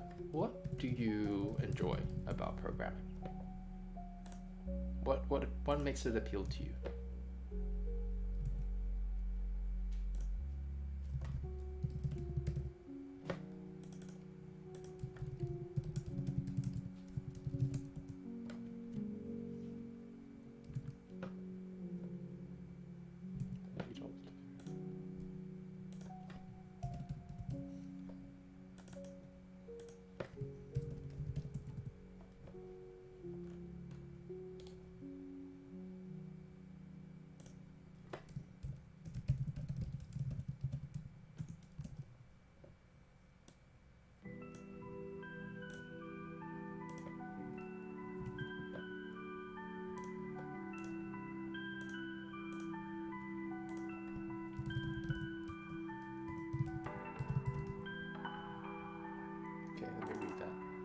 What I find boring or annoying is in game design is that in web development I give you a solution to a problem, so you have a problem and you have to come up with an easy to use and understand solution. In game design I have to come up with a problem so I can simultaneously have a solution to it, and that's the hard part for me, to have my brain in two roles at once. Oh, okay, I see what the issue is. That's not the case though. Not for me. The problem is already elucidated. It's just that it's an extra step basically, which is baked into your answer about the easy to use and understand solution. The extra step is, yes, defining the problem first, but the problems are they follow a very pretty standard checklist. So this is the checklist I use. If I'm designing a game from scratch, which I do consistently, because every Friday now I'm doing a new TTRPG, which is effectively game design from scratch, right? So there's 5 categories. Sorry, do you want me to go into this? Because I'm very happy to talk about it, and I can ramble on at length about it. If you want to hear it, I'm very happy to talk about it. If you don't want to hear it, I'm okay to not mention it either. But it's not about having 2 roles at once. It is about defining the problem separately.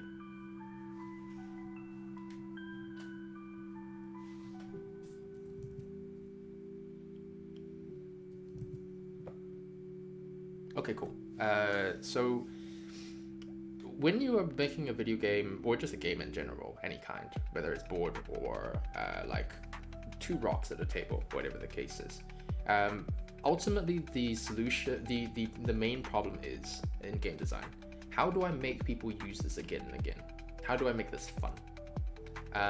Fun is very easily, is very simply described as, how do I make pattern recognition positive?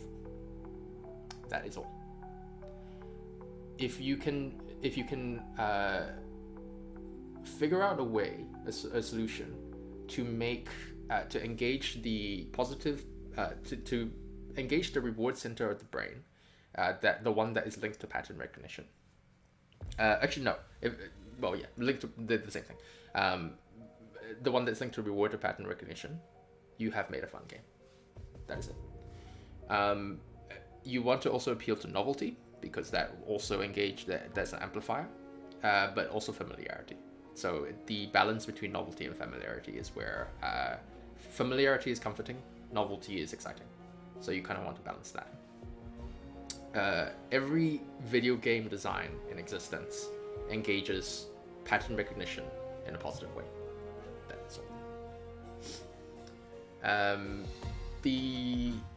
From that point, however, then you start to delineate your problems. The problems that are getting in the way of creating either a novel or a familiar a positive pattern recognition. And then you state the problem, and then you do the solution. So you want to split that step up a little bit more, and every solution that you give will have an effect on the problem, of course. Ideally, you want to keep it as easy to use and understand as possible. That's just good practice in general. But it's not. The main complication in game design comes from when you have interlocking systems, but that's the same in programming. If you have already defined a law or a guide or a function somewhere else, and something that you're doing down the line that makes changes back to that, you need to keep an eye on it. That's the only thing. Functionally, I would consider game design and programming in terms of the thought process very similar. In terms of the execution, very different, of course. But in terms of the process, it's very, very similar. What is pattern recognition in game development? Can I give you an example? Yeah, absolutely. So when I talk about pattern recognition in the neural center of the brain, let me take Dark Souls as an example, if you're familiar with that. Dark Souls is a complicated one to start with, I think about it, because it has something like 8 to 10 different patterns of recognition. There's the boss patterns of boss attack patterns, what you should do in relation to those attack patterns to get to the end victory state, your own patterns and how the animations of those patterns move, and so on and so forth, timing, all that kind of stuff. This is a kind of an example of combat. Combat has an interesting number of little pattern recognition patterns within it. If we talk about Stardew Valley, same thing. Stardew Valley is about patterns as well. Recognizing how long things take to grow, recognizing what you want to do every single day, recognizing the actions taken, the time taken to do so, and so on and so forth. Ultimately and fundamentally, everything goes back to if I do this, I will get this. If I do this, I will get this. This is the pattern. Everything boils back to that. And people, biologically, neurologically, human beings, find patterns that they recognize to be fun. It is a positive reward. This is how our brain works. The most complicated neurological state to get people into is flow. Being in the zone, being like at that fundamental state, because flow state is all 6 reward centers, all 6 neurotransmitters firing at once. It is the hardest one to get to because each of those 6 neurotransmitters are all very different, but possible, and a lot of games actually do it. The way to hit that flow state is to, if we're talking about pattern recognition, like pure pattern recognition, and the one that's the example of it all, Tetris. Tetris is just pure pattern recognition. Physical, mental, it has everything.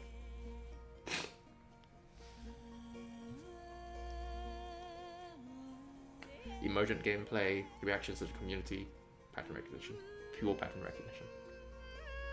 And the key is to make it positive, because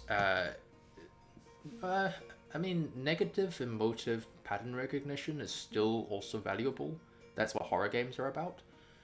But horror games, 3 neurotransmitters is the adrenaline one that they really hype into. They really focus on.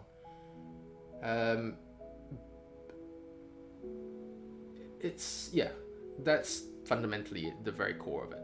For all video games, all games across time, storytelling is pattern recognition. How you use pattern recognition to make people feel things. it's a very clinical way of thinking about it, but it does make things very simple. The other component to, I guess, games, or just humanity in general, really, is that the more effort that is put in to get a result, the more the result will be valued, if it's a positive result. So with these two like fundamental formulas, you can do anything.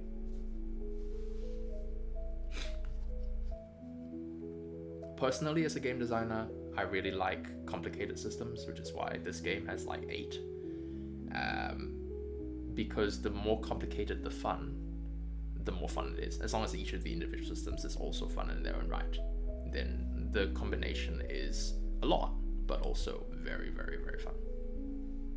Mastery of a system is advanced pattern recognition. So you have a lot to master, then that to me is very fun. Some people will find it very confusing and overloading and not fun, but personally.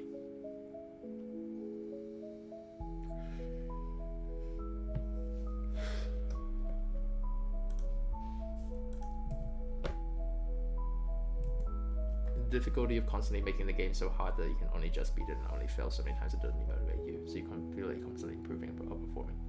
Yes, puzzle games are very, very good about this. They have to be, right? That's what they are both there for.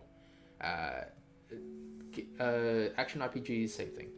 Difficult. Well, here's the thing about people and how they play. This is a very appropriate piece of music to be talking about while I'm talking about this. People are. There are different kinds of people and different kinds of challenges that they seek. When you look at the attempts to get to the flow state, there's a grid. I should bring this up on screen at some point, but if it's high challenge and low, I believe it's like willingness. High skill versus high challenge. If it's a low skill but high ability to do that, it's considered boring. If you're okay, I don't remember this off this graph very well off the top of my head, so I'm gonna go look it up.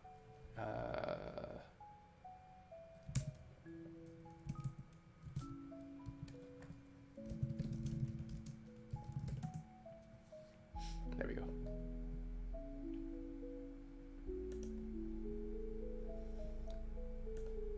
So you have relaxation, you have boredom, apathy, worry, control, flow, arousal, and anxiety.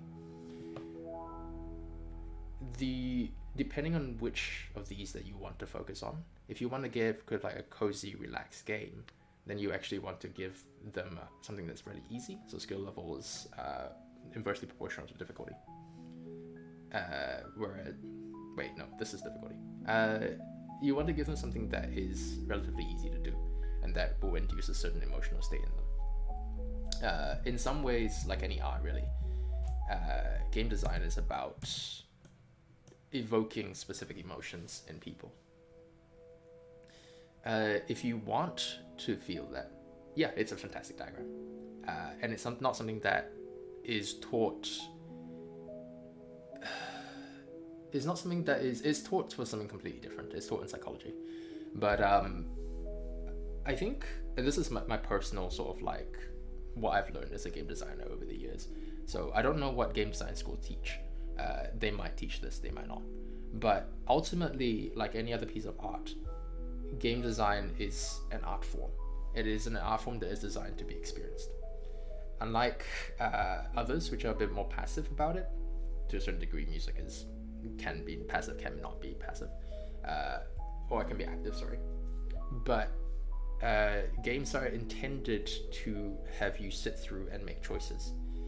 Because they're meant to make choices, and people feel more connected to it because they're making those choices, emotions therefore follow. Because emotions are effectively the difference between a state that a person wants to be in and the state they're currently at. The reality state, and emotions are the gap in between the two.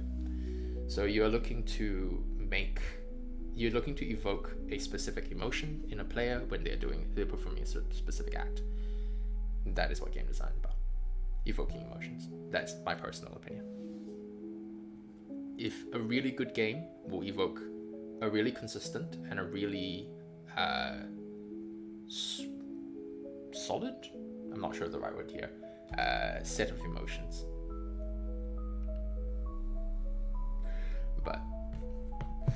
And this is not including story, so not including narration, narrative, or anything like that, just pure gameplay.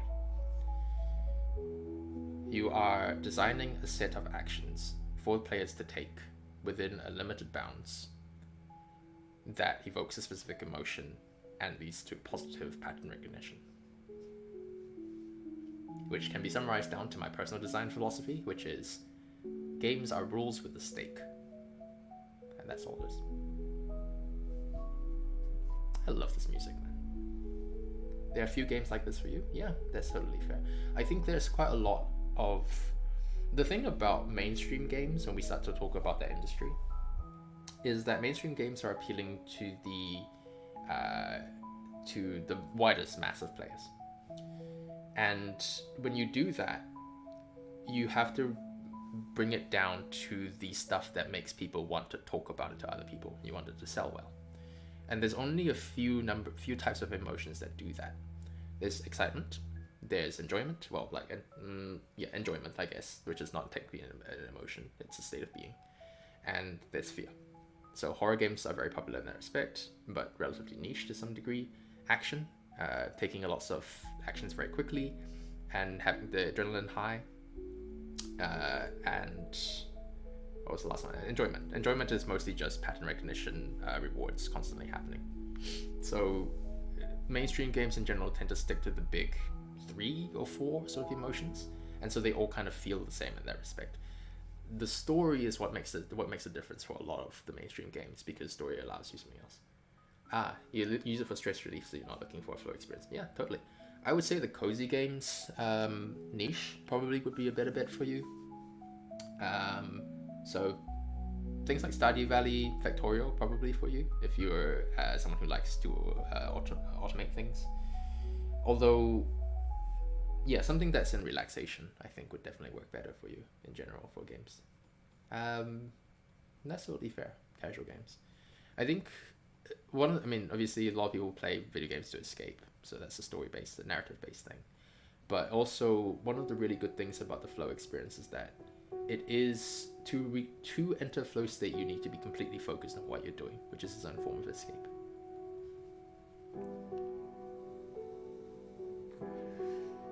But yeah, something that's simple, repetitive, and easy would probably be nice for you. I do have a number of things on this on my Steam library. I also do play video games to escape in that respect, and have for stress relief. So I do have quite a number of cozy games in my library, but also some very repetitive ones. I'm a big fan of incremental games for that particular reason. I like watching numbers go up. Legend of Eidolon. Okay, so yes, you are familiar with incremental. I am familiar with it as well. Yeah, incremental games are quite nice. I've got 4 running at the moment, just for relaxation purposes. I'm familiar with Legend of Eidolon. I played it when it was a Flash game. Still like it. I haven't gotten the newest release of it.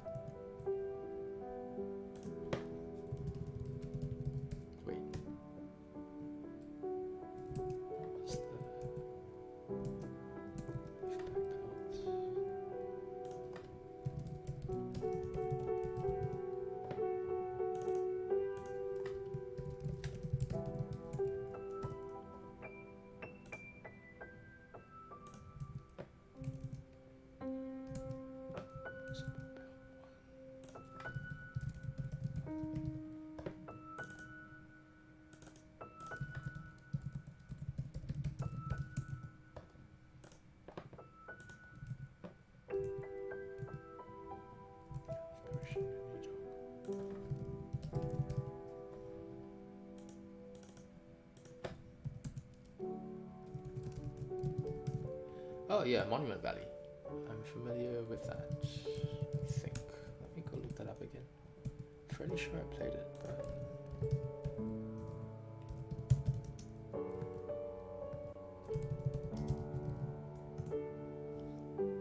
Oh yes, I'm familiar with this. It was very nice. I think if you like that kind of puzzle game, and it was enjoyable for you, Manifest Gardens is 1, Witness is 2, Viewfinder is 3. The Witness is more like brain breaking in some respect, but it's a very enjoyable game. I could not play it myself, I do not have that kind of pattern recognition, but just an example.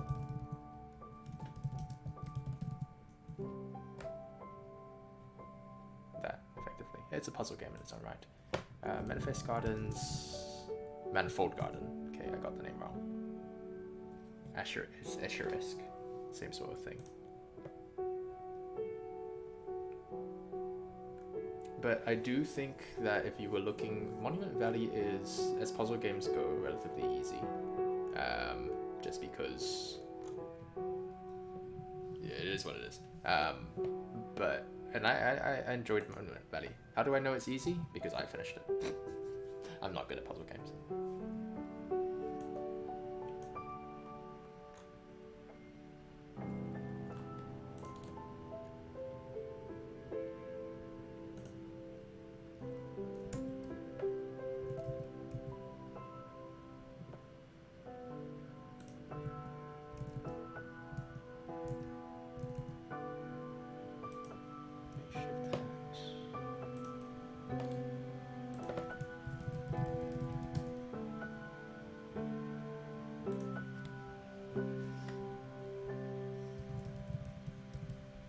Because you're just a casual gamer, it was good for you. Yeah, no, that makes sense.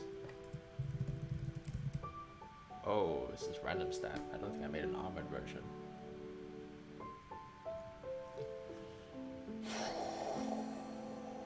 Okay, we're gonna use gut fill potion as well for this one.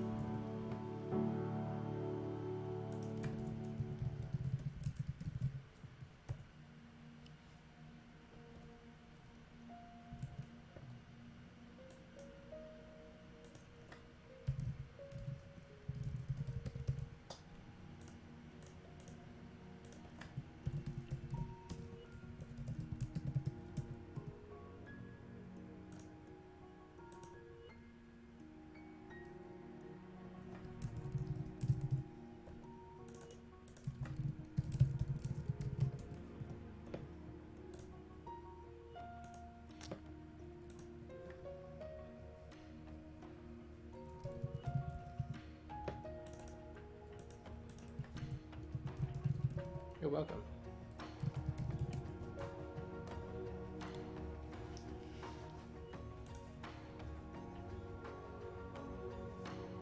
But yeah, I think just generally casual. If you're a casual gamer and you just do it for realization, you probably want some kind of like natural stopping points. So puzzle games that have natural stopping points, but which are relatively easy, will probably be your best bet there. I do know a few, but my taste in games is very different. Because I do need a little bit more intellectual stimulation before my brain turns off, and I can focus on that completely.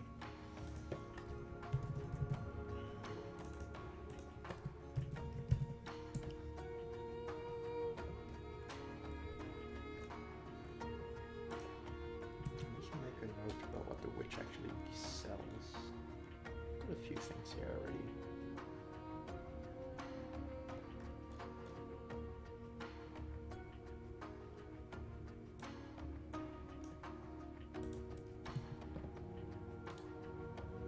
What's the next one? Gauntlets.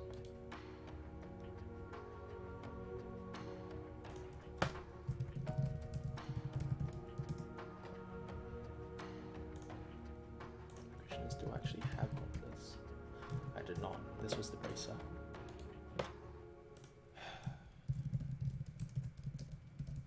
Means I've made 2 versions. Wait, this is the hat. No. Wait, this was a chest plate. I'm more.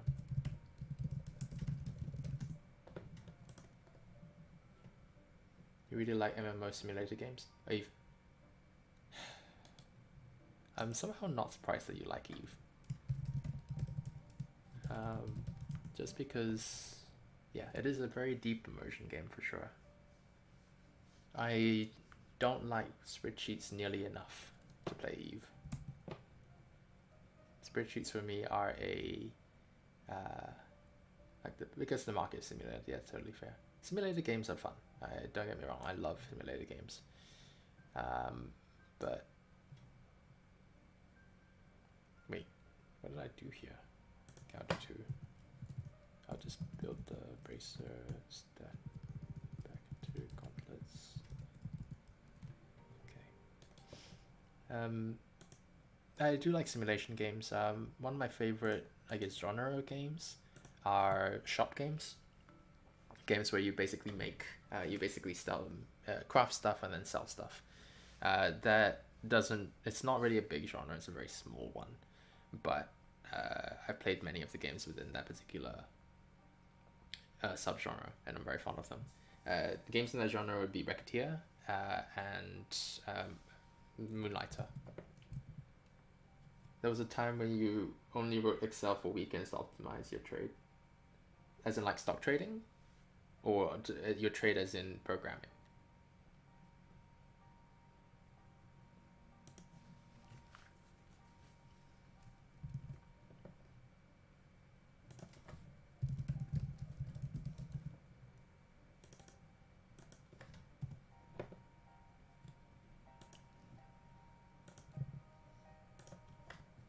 What was the pelts?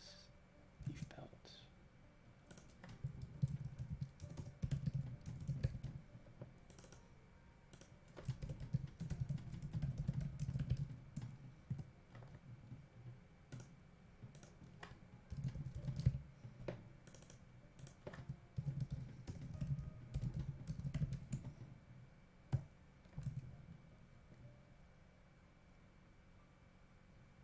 I should go the other way around.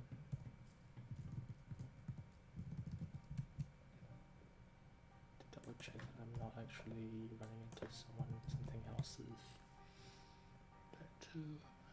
Oh shoot, I am. That's the helmet. Okay. I'm missing to add something else. Bracers are armbands, effectively.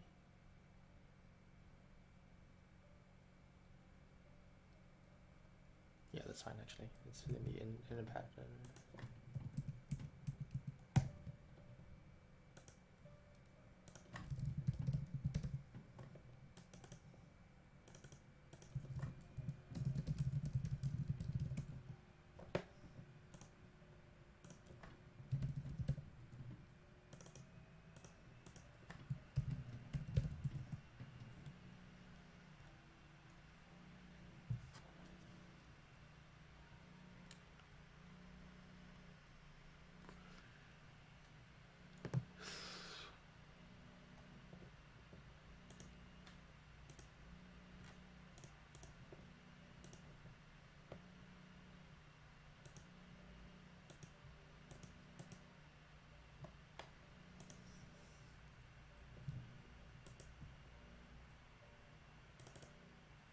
In Eve, there's a complex. Oh, you trade in Eve. Okay, specifically. All right. Yeah, that's fair.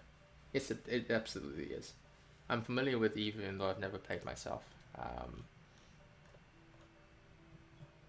That's cool, though. Definitely.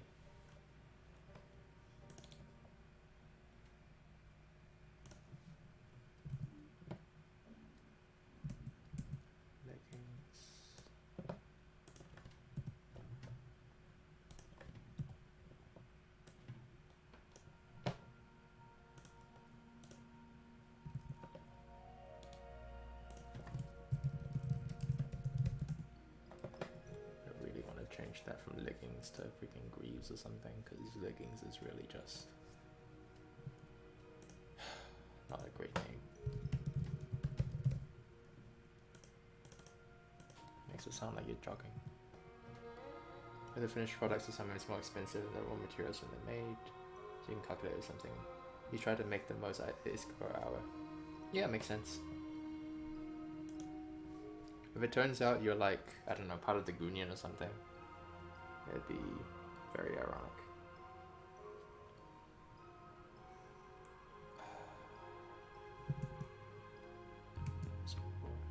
I'm fascinated by storytelling, and EVE Online creates some of the most fascinating stories that come out of a video game because they're emergent. So I'm very fascinated by them too.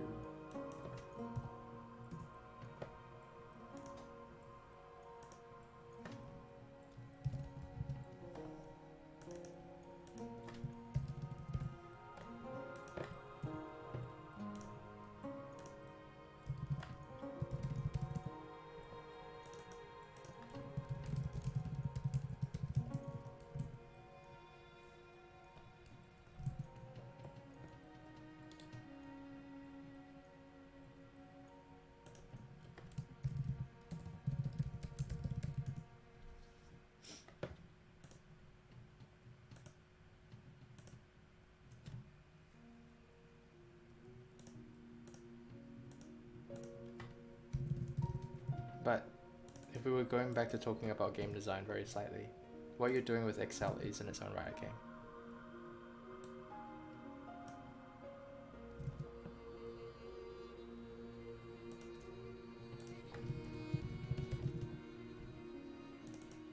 What's nice is that it changes in the same way in reality in real time. Yeah, absolutely.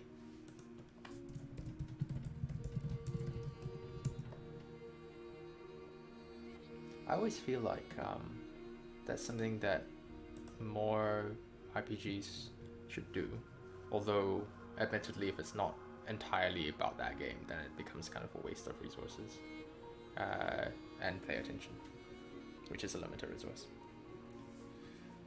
But I definitely, I like, in terms of my games, in terms of what games I want to produce in the future as well, I like bringing more realism into it, because reality, well, okay, no. In video games, or in game design really, what you can think of it two ways. You're either generating something that's fun from scratch, so the bottom-up approach, or you're taking something which already exists and then choosing what to abstract, which is the top-down approach. Most I wouldn't say most, I don't want to be that general. Many game designers tend to do a bottom-up approach. They start with... It's just generally very difficult to go top-down because you need to understand what you are trying to abstract from the beginning, which means you need to understand something very, very clearly, which is very difficult. It's easier to go bottom-up in that respect. But I personally think that, and this is also why I like gamification, right, as a concept. I think that there's a lot of games that exist in reality that are very complex, and therefore it's really fun. And that it is therefore valuable, valid, and useful to turn them into games that serve as something of a learning experience. But there's a lot of very common abstractions in video games that people expect. So whatever game that does something that's a little bit higher realism, i.e. it abstracts less, has to be kind of about that. Otherwise, people trip up on the difference between the commonly accepted abstractions and reality. That's also the same problems, however. I mean, this is the same thing, right? A lot of people who play video games, a lot of very violent video games who go into the military, kind of expect that their video game experience translates really well to real life, and it doesn't because of the abstractions. People lampshade it all the time as well. But same thing for market and selling and yeah, demand, supply and demand. But yeah, I just think it's useful and fun. But you kind of have to understand what you're doing first to figure out what the abstractions are. The commonly abstracted stuff and the stuff that's assumptions that kind of spread to the industry. But because my design philosophy is rules of the stake, everything's a game. If you can recognize the patterns, you can make it a game pretty much instantly. 1, 2, 3.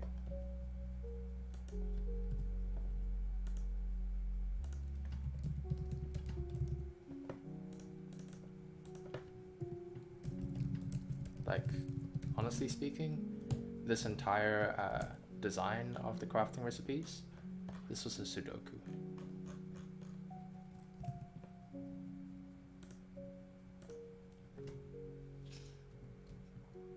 Basic stamina, and it was needle.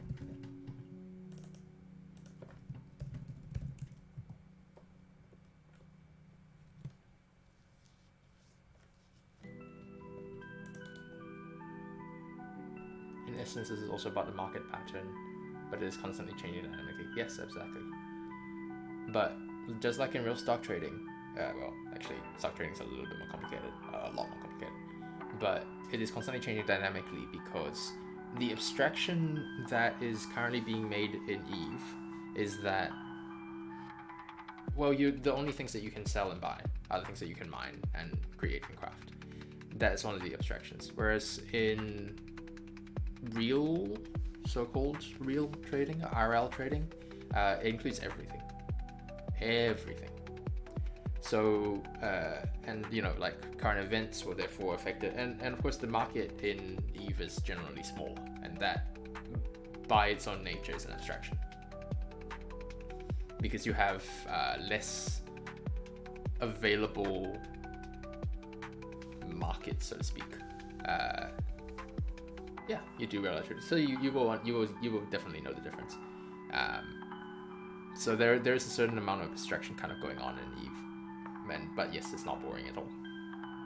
However, personally, I find both real-life trading and trading in dynamic markets in games to be worrying, anxiety-inducing, because going back to the flow state graph, which I think I closed.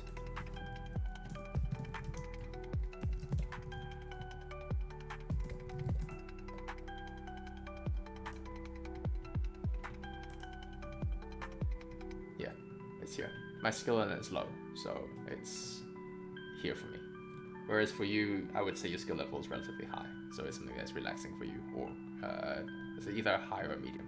One thing that this graph doesn't actually tell you, but it's very, very true when it comes to game design and just emotion in general. This is perceived level, self-perceived level. So it doesn't actually have any relation to how you actually are, or what the challenge actually is. This is in relation to how you say, how you feel about it. So if you personally perceive the challenge level to be high, and you personally perceive your skill level to be low, even if it actually is higher or lower in this axis, you will feel these emotions. So you can therefore actually artificially inflate both the challenge level and the skill level when it comes. I hope you're in control slides. I would think that, and again, this is not actually a reality. This is not what you are doing. This is what you are feeling.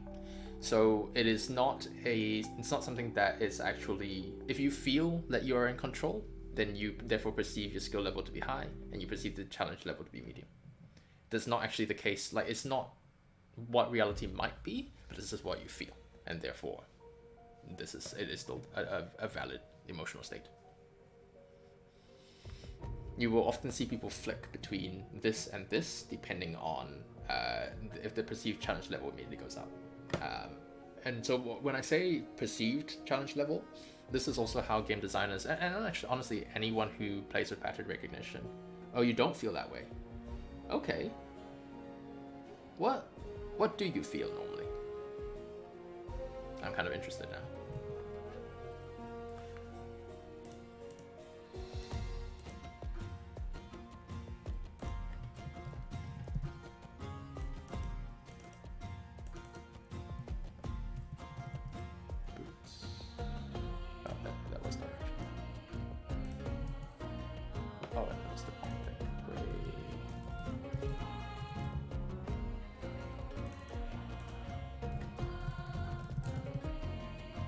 But you generally underestimate yourself. Yeah, absolutely. How do you feel? Yeah, how do you feel when you're training? Both Give me two answers. How do you feel when you're trading on EVE, and how do you feel when you're trading IRL?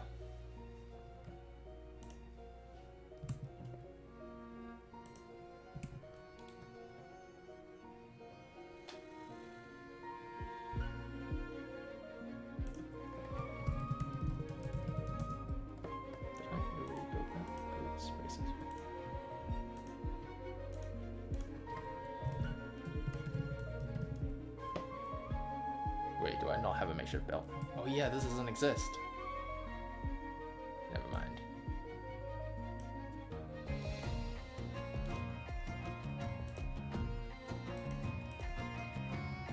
Wait, do I want it to exist though? Nah.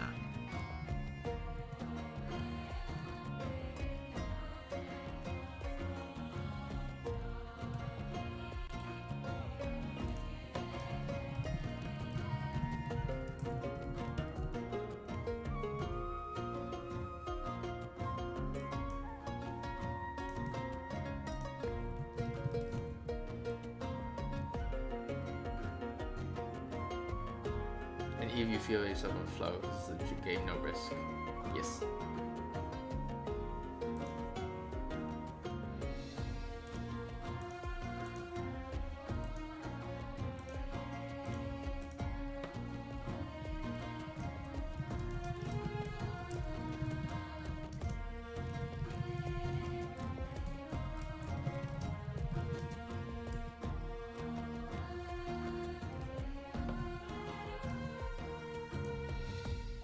Oh, and there's boots.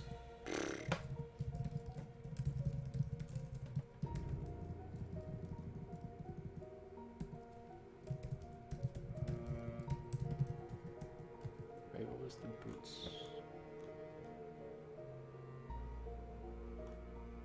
Boots. Leaf back pelt. So basically take that.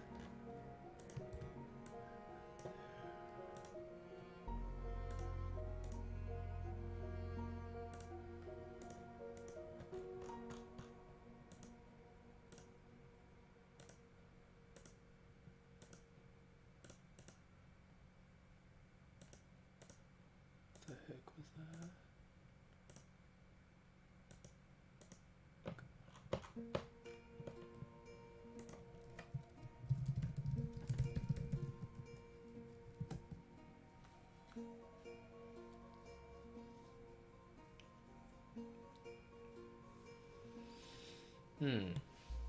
Yeah, the flow state graph doesn't really have a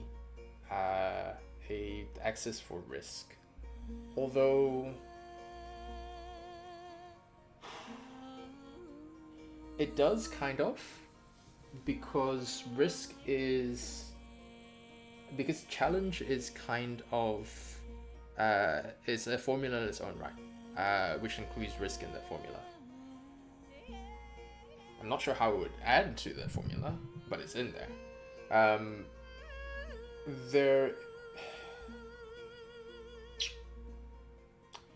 That flow state graph probably should be a 3-dimensional graph, actually. But I'm not sure what their last axis is. It's not risk, although there's an element to it. Risk is...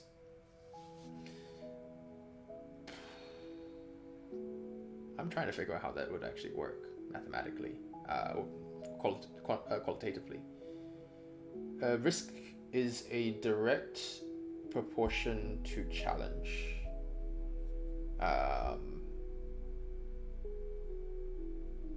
But risk is also about your own emotional involvement in it, so the results kind of feed into it instead, which is probably not something that works on that graph. Which is talking about relationship between 2 dimensions.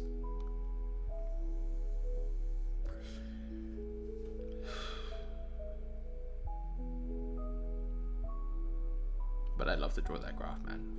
That would be really useful, both experimentally and academically. Risk is like the level of emotional involvement. Like you put in a specific amount of emotion expecting to get something else out of it. It's a Boolean, but with higher weighting, the higher risk there is. That's an interesting one.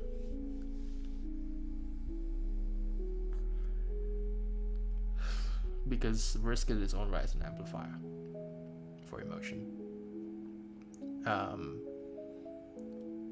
If it's perceived to be high risk, the positive results become very, very positive, whereas the low end result, like the negative results, become very, very negative. Although that can change depending on how it's perceived. But that's also kind of how skills work in general, like skill sets based on challenge, which is, the flow state graph. Ooh, that's a hard one. But yes, for reference, when it comes to game design or emotion design, emotional response design, one of the ways to therefore highlight anxiety is just to pump up the challenge level. Emotional investment, effectively. Again, rules of the stake, part of my design philosophy. In real life, it depends on my investment. Indifferent to long term, worried about stock, whether risk is high. You always use as much as I don't regret if it's lost, but I'm anxious. Yeah, absolutely. It is a very anxiety-based thing because you have skin in the game. And it matters if you lose it.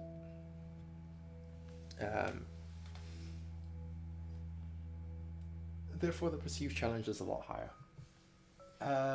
I would, if I was redrawing that graph, it's a very useful graph for its purpose. It's really, really good. But this is also an abstraction.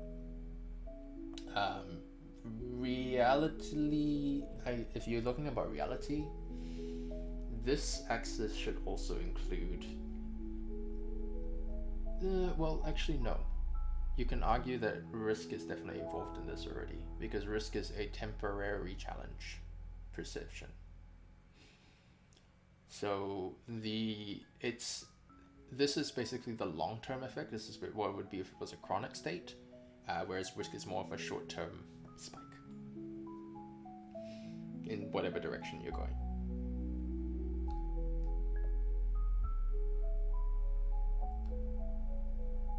Risk is, but then if you're constantly feeling anxiety, it becomes, I would just relabel this particular axis. If we're tracking it as a timeline. It's always interesting how other people define it. This is definitely some kind of spin. Yeah, this is definitely spun. For example, this is for better work performance. You can note that relaxation doesn't exist because everything is considered boredom. This is propaganda. Funny propaganda, but propaganda. Yeah.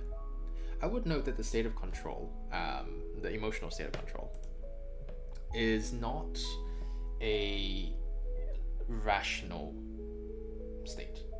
This is the emotive state. It's the state where you feel that you're in control. So it's not a. Oh, you're talking about the anxiety being under control. Yeah, again, none of this is a good or bad judgment. This is just the emotion you feel. And you'll often see that, like, imposter syndrome, for example, sits kind of in this corner. Even though to other people, your actual skill level is high because your perceived skill level is low. That's where kind of the imposter syndrome feeling comes from. Which is also why this particular, and actually the border between anxiety, arousal, and flow, when you're talking about feeling it in real time, is a lot narrower than what this graph describes. You bounce between these three very, very easily. It's actually, I would even, if I was making it a more realistic graph, I would make this arousal side something like probably about half or even less of what this triangle actually is in terms of size. The line between anxiety and flow is super, super close. And you can actually flip from anxiety to flow very easily. I used to teach a leadership course in crisis management, and one of my main so my own material. And one of my main sort of like teaching points was how to flip between anxiety to flow regularly and consistently. And you can do that very easily. It is very easy to miss this, however, and flip right back into anxiety. It is a very narrow band. So this is not the best graph of how flow actually feels. And how? Narrow your focus. So one of the things about crisis management is that, and why people feel very anxious during crises, is that they don't focus on one thing enough. Instead of focusing on like a checklist of things to do, you kind of get exposed to everything at once. And then you start worrying, you start panicking, and the moment you hit the panic state, it's very hard to reverse it. There is, however, a line before people hit the panic state where you can flip that into flow. And so it's about, so think of it kind of like a very narrow band, like you're walking a very narrow path. Either side, you have, on the left side, you have worry, anxiety. On the right side of that very narrow band, you have a panic attack. The middle band is flow, and you can walk that line. So if you recognize, so I taught a lot of like self-knowledge, physiological self-knowledge. What do you feel when you're feeling a panic attack? What do you feel when you're feeling anxious? And what do you feel when you hit flow? Rest yourself back from the panic attack, push yourself forward from the anxiety, walk the flow line. It is doable. It is difficult, but it is very doable. How else? Yeah, narrow your focus. Focus down on what you can do. I mean, this is this typical crisis management stuff. The main, I guess, difference I was teaching is how to manage your emotions to hit the flow state.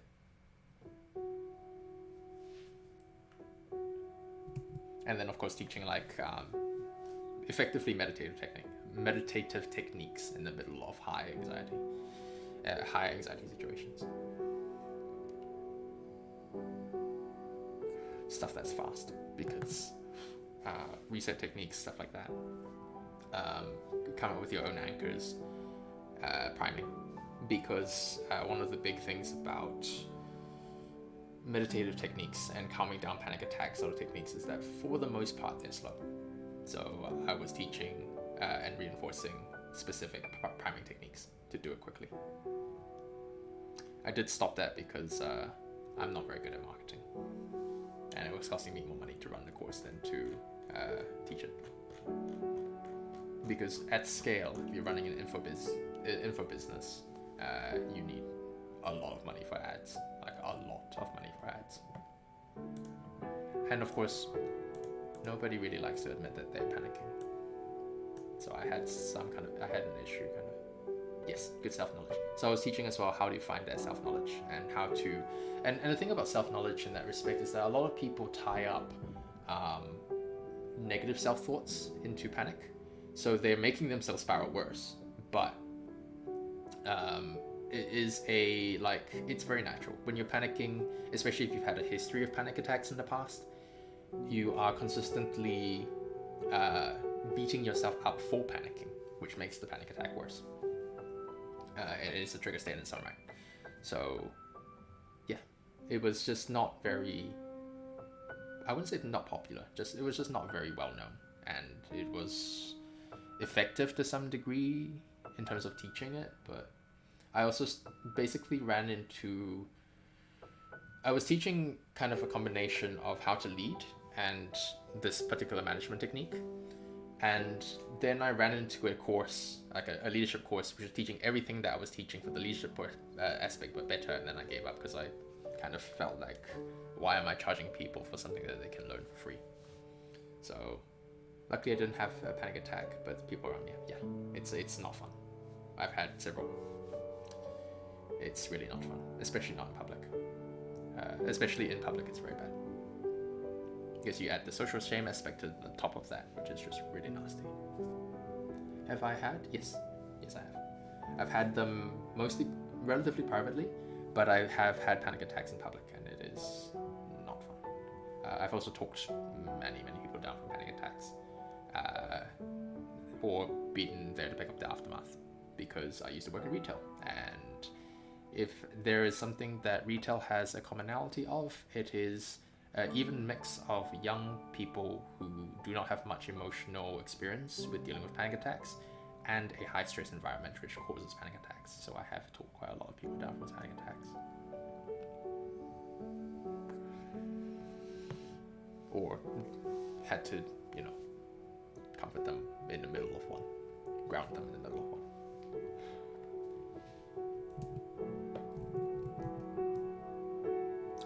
I was trying to figure out what's going on with this. Oh, yes, it's just more armor. Yeah, I can do that.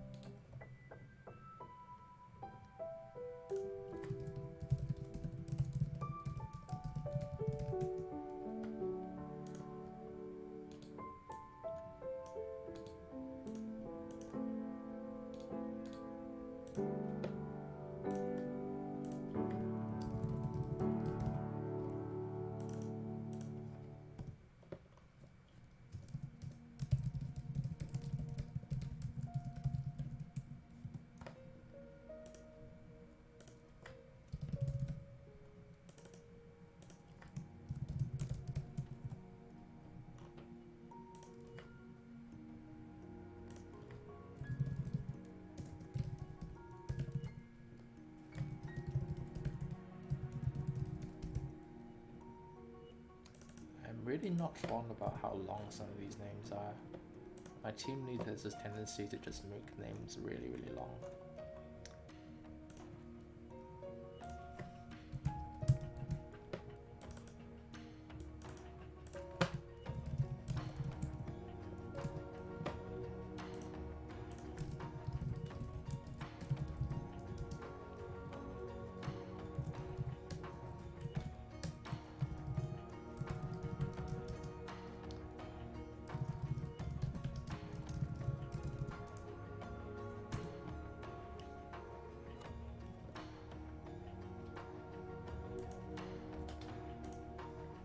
It was difficult for me too, especially if the person was unknown. There are not many tools in one hand to calm them down when a general is saying something will help.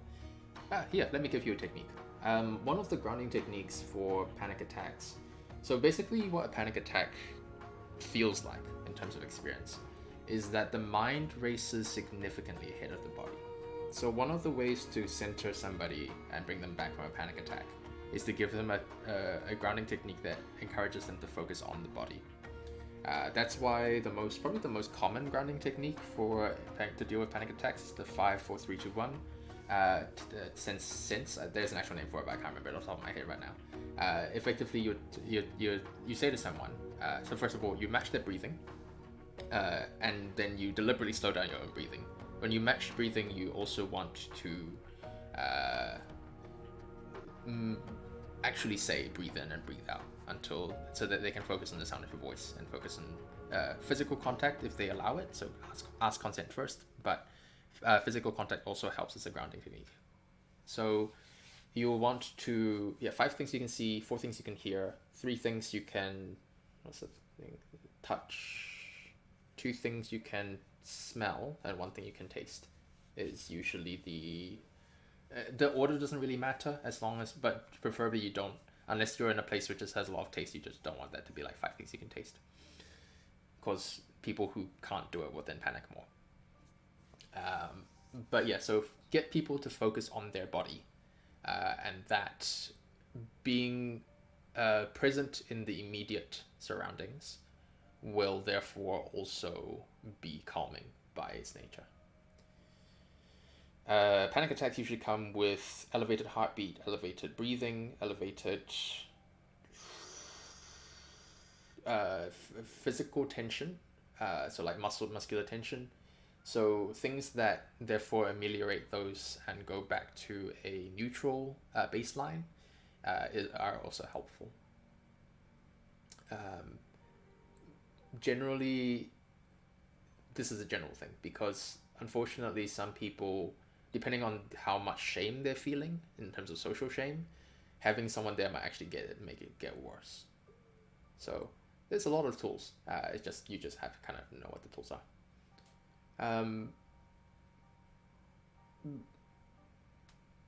Also, if they have someone who has chronic panic attacks, the usual tools may not help either, which is not great.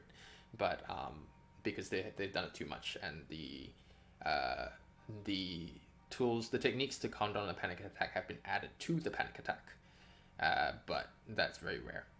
That's very rare. Usually, it's someone who already has a chronic condition is therefore is familiar with it. Like a subroutine. But yeah, for the most part, the general tools are generally helpful. If the sensation technique doesn't work, there are others.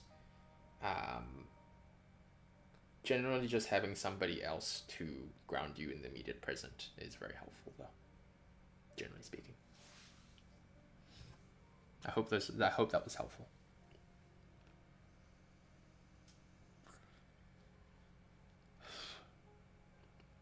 I think the most important thing for calming down panic attacks, in my experience, has generally been that you just need to ground them in the present, in the immediate, and whatever.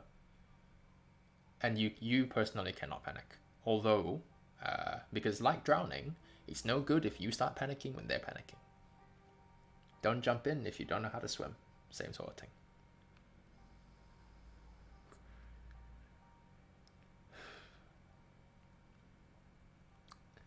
Actually, a panic attack and drowning have a lot of similarities because they're the same physiological response. They are actually the same physiological response. Huh. Yeah, they are the same physical response. Hadn't realized that before. Consciously.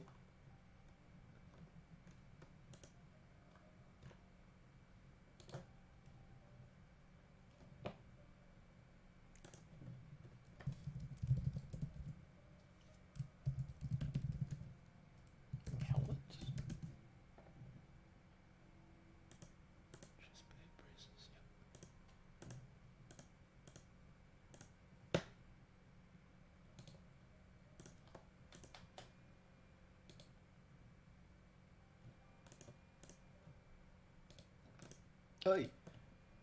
God damn it.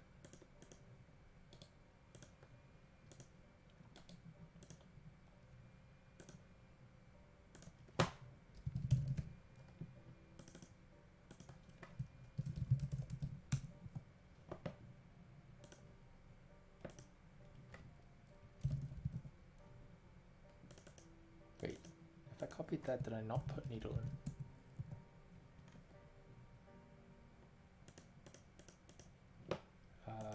God damn it.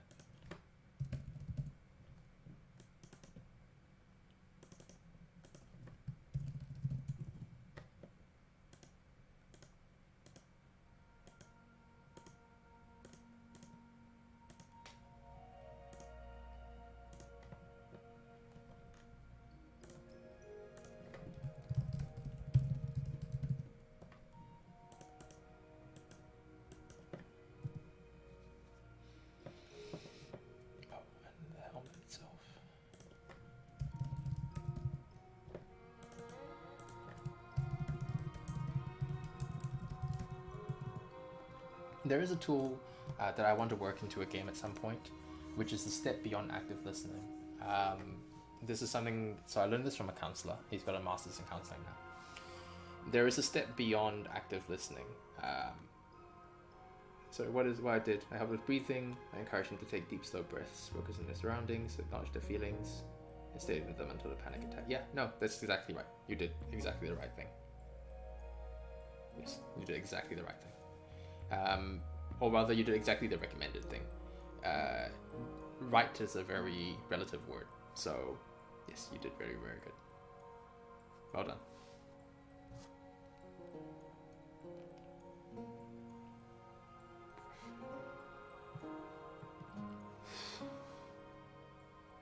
The only thing I'd say to make that... No, you did really well. No, you did really well. I think in my own experience, what I have done is to match breathing and then slow down my breathing with them. But that's the only difference, I think. Other than that, you did pretty much exactly what I have done. So you did really, really well.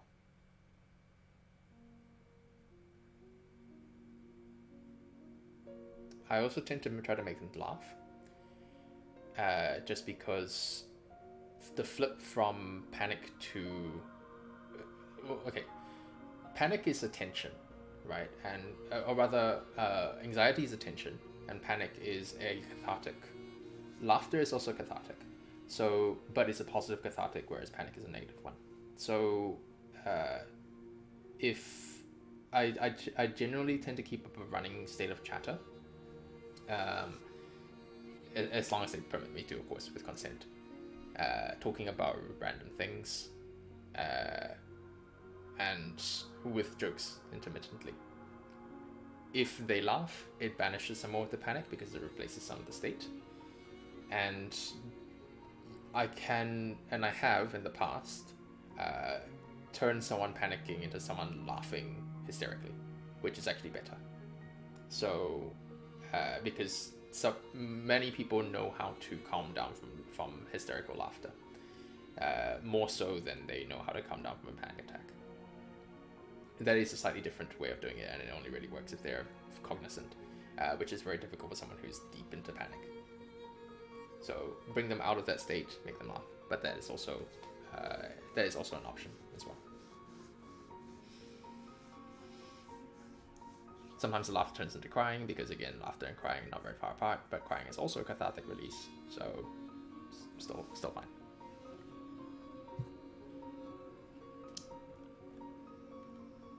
Yeah, distraction. Exactly.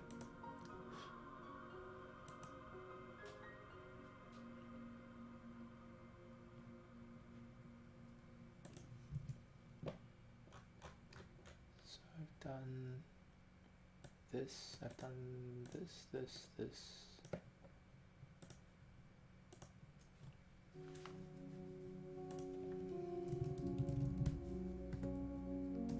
Oh, that's actually a problem, isn't it? 1, 2, 3, 4, 5, 6. Okay, perfect. Because we only have space for 6. 1, 2, 3, 4, 5, 6. Yeah. 1, 2, 3, 4, 5. Yeah.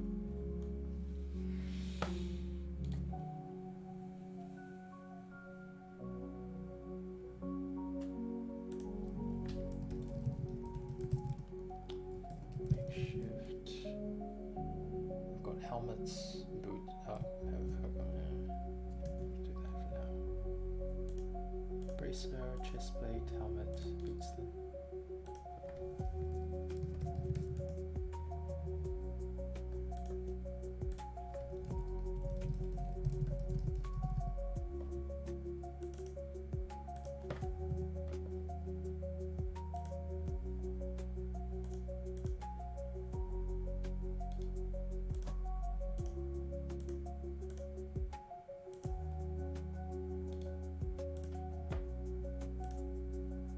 Oh yeah, it has. Oh, it's been like 3 now. I started at 5. I'm still doing the same thing I was before. This is just a very tedious, repetitive thing.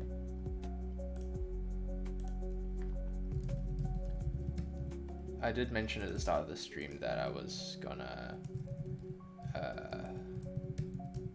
continue if it just took longer, which it has taken longer, so I am just continuing.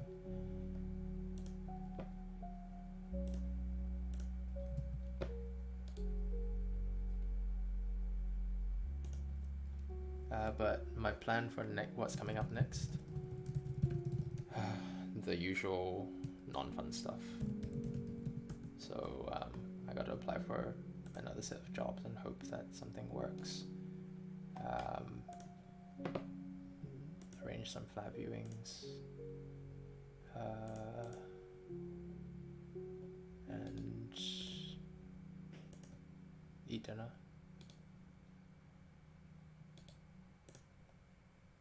Wait, have I already got braces? Oh, I do have braces. What the heck?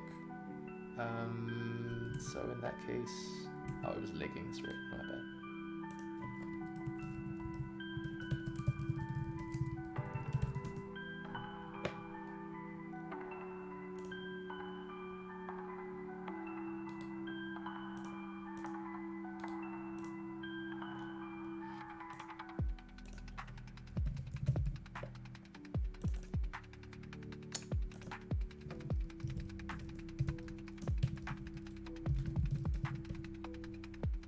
Oh, they all random stat.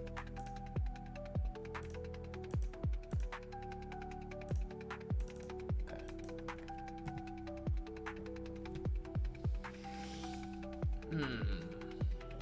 Okay, well, I do have the space to play with it here.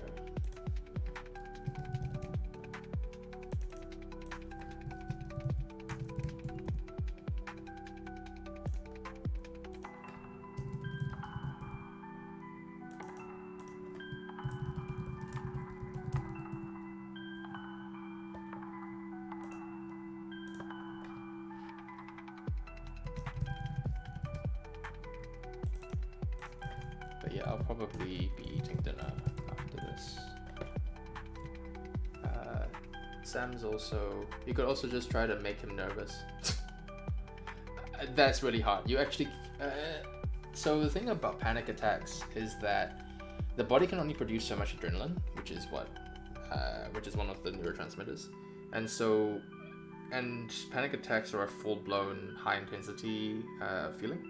So if you try to make them more nervous, they just continue. But that being said, because it can only produce so much, I believe the maximum time limit on a panic attack is 90 minutes long. And they will be ragged by the end of it.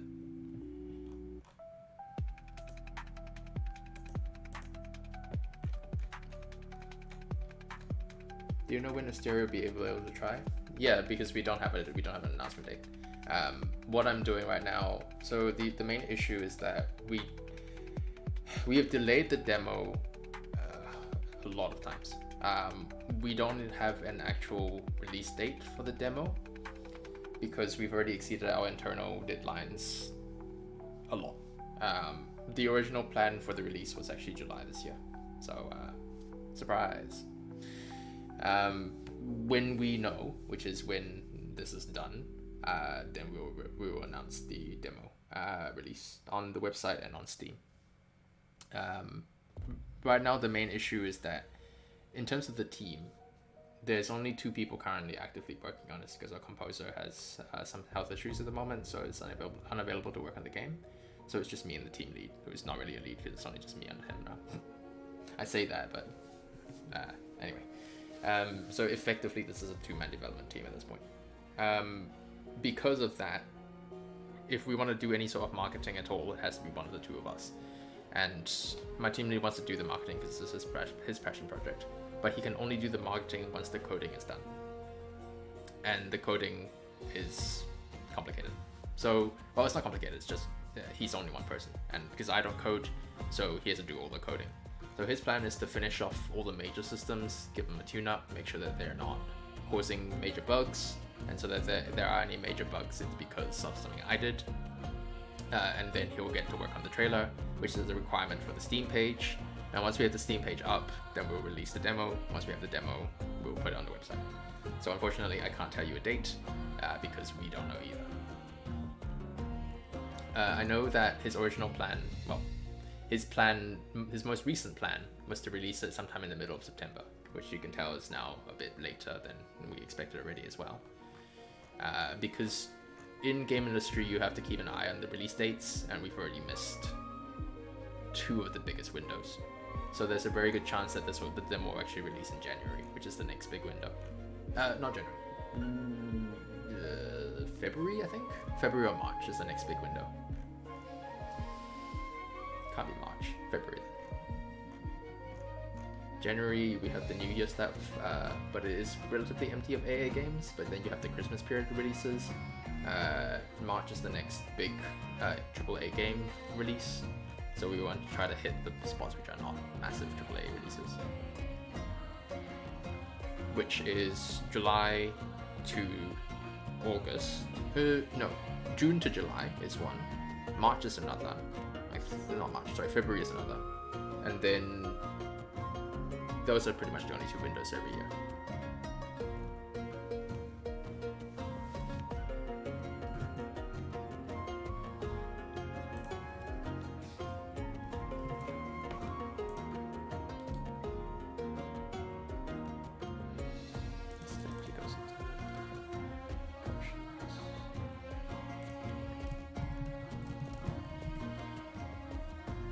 Oh, I've already got a lot. Never mind.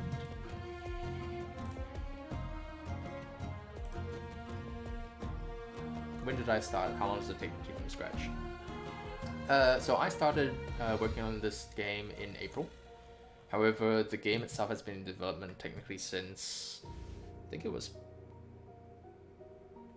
October 2022.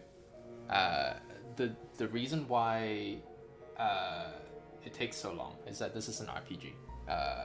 RPGs are probably one of the hardest things to develop solo or with a small team, because one of the things about RPGs that other video games don't, or other genres of video games don't necessarily do, is that RPGs have a lot of moving parts, B, a lot of interlocking systems. So it is not a genre that you ever recommend a new game developer of whatever vocation or whatever specialization to start off with. It's in fact one of the ones that is most commonly warned against, because it has so many moving parts. There's I think there's 3 newbie traps for game development, one of which is RPGs, one of which is Metroidvanias, so like Metroid, Castlevania style platformer slash map development, stuff like that. And the third one is, I think those are actually the only 2. Oh yeah, sorry, MMOs. MMOs are by far the biggest newbie trap. So yeah, so unfortunately we are in one of those newbie traps, so therefore it's taking forever. It is not helped by the fact that I personally like lots of complicated interlocking systems, and so as a result I've done an overhaul on just about every system we have, and we have a lot of systems. How long does it take to do it from scratch? It depends on how good your programmer is and how clear your design is. That kind of answers everything in video, or that answers everything in programming, frankly speaking. So yeah, if your design is very clear and it's very easy to understand, then it's very fast. If your programmer is very good, then it's very fast.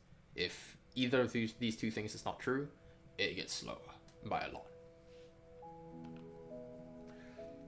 Unfortunately, this is kind of a combination of both. The main issue with this game, which is something I've bitched about a lot in earlier devlogs, which technically the stream is part of, is that this is a passion project for my team lead. This is his passion project first and foremost. However, he only has a very vague idea of how he wants the story to go, and a very vague idea of how he wants the systems to go. I have very defined and I'm very opinionated about how I want visual novels and JRPGs. As a result, the clash between these 2 kind of visions has resulted in us creating a much more complicated but also much longer development time kind of game. Ultimately, I tend to bow to him. However, he is very encouraging on a creative aspect, and so as a result, I'm sort of free to do whatever the fuck I want, which is fantastic, but it takes a long time. I'm also not paid very much at all, and most of the money from this project will come from the revenue. So unfortunately, I cannot afford to spend as much time on it as he does. Frankly speaking, if I was paid better, I would be working on this like 60 hours a week. As it is, I work on it like 20.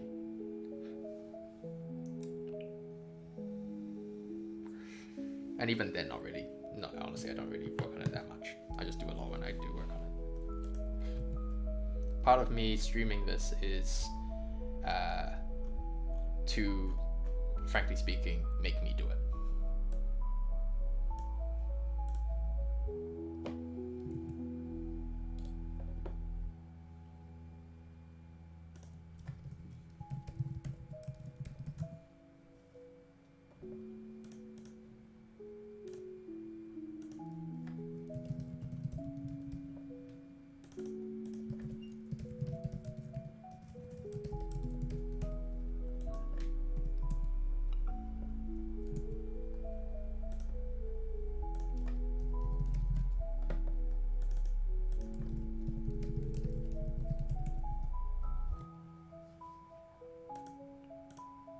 Wait, I don't even have this item, do I?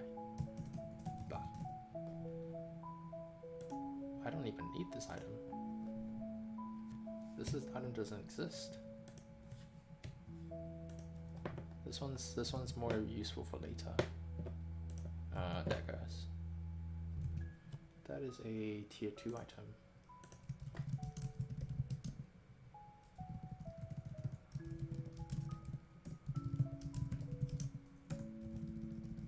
One of the biggest, I guess, issues, and why RPGs are a newbie trap as well, is that you require a truly exponential number of assets. One of the benefits of making a more streamlined design or genre is that the number of assets you need are, relatively speaking, smaller. However, we don't have the budget for that, and we don't have the time for that. So what we have instead is a truly massive number of third-party assets, which you can see whenever I go into the art folders. And these are all bought for third-party assets. And then some which was generated by my lead, who is an artist in his own right. So worst comes to worst, effectively, I'll be doing music, but hopefully our composer recovers and comes back, because his music is amazing.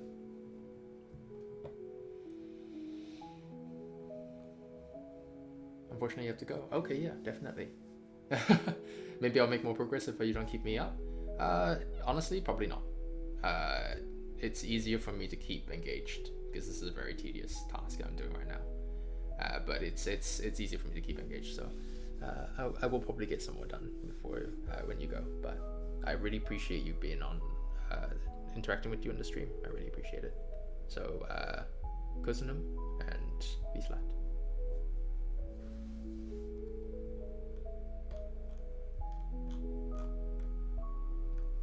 Will do. Goodbye. If I stay for, oh no, Sam won't be here until like 2 hours later because she's working.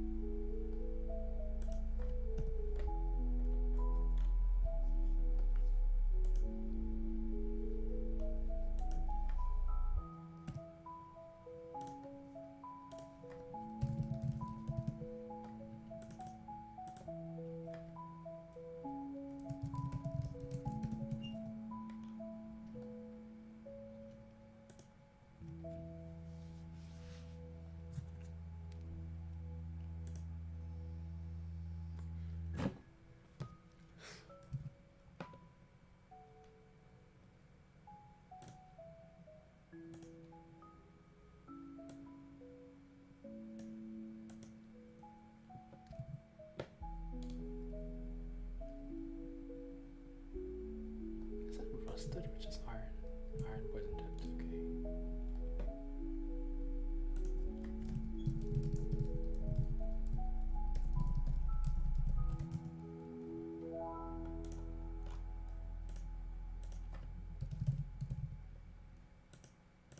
Oh, there isn't a poison tipped dagger right now.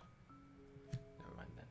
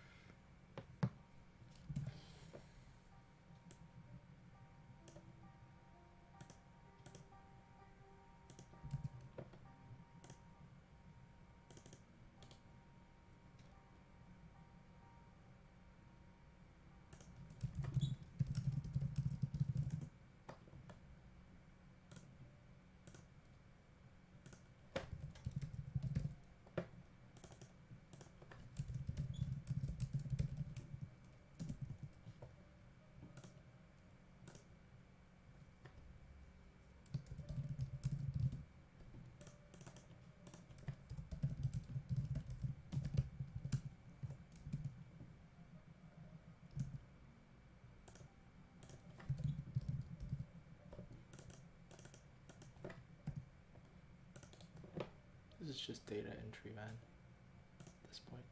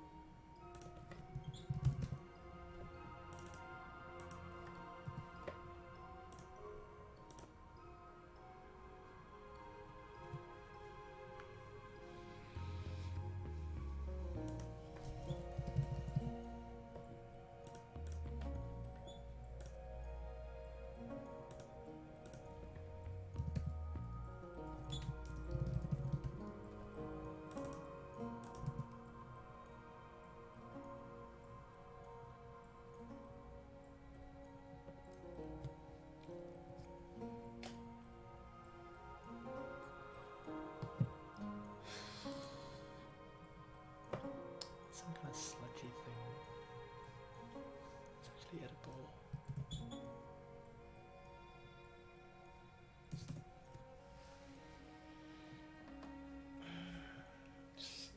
basic.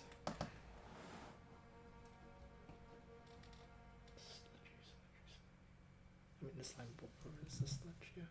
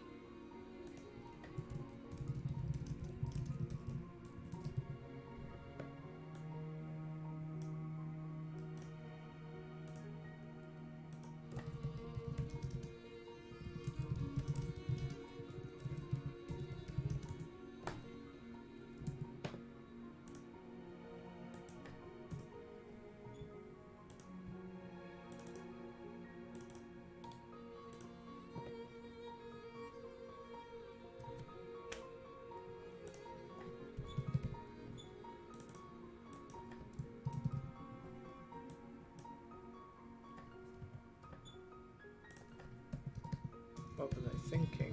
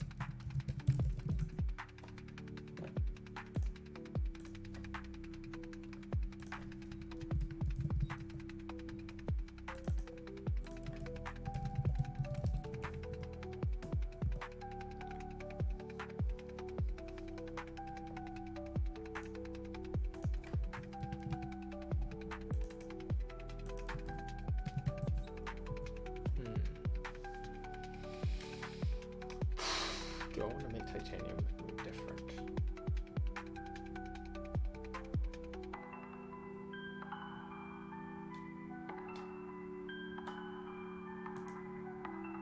Of course, it's quite different when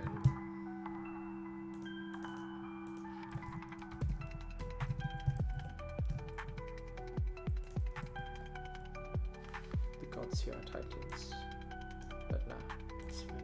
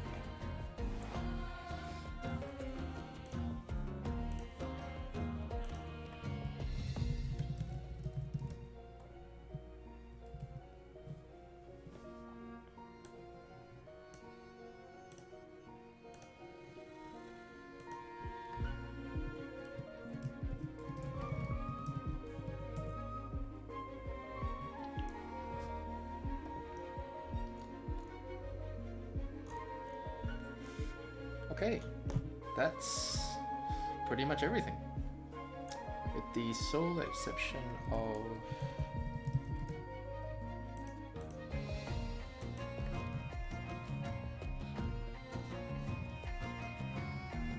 oh, I do have a little obsidian.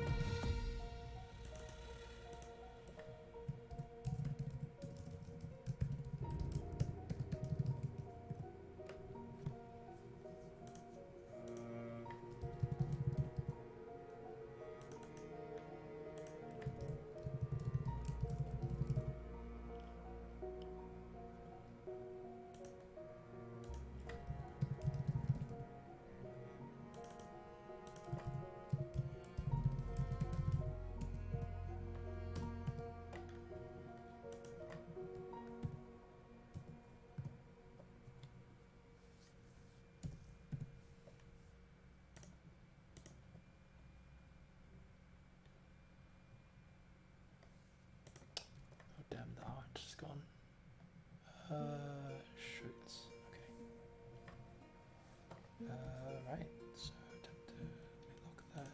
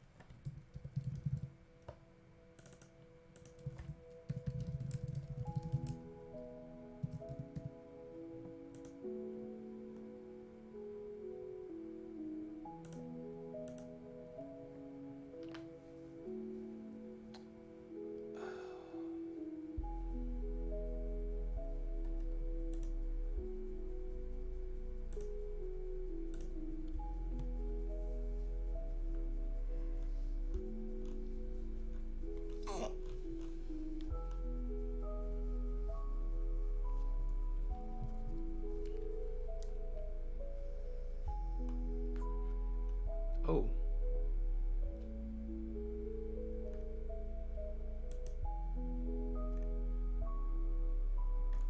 Sunthrum.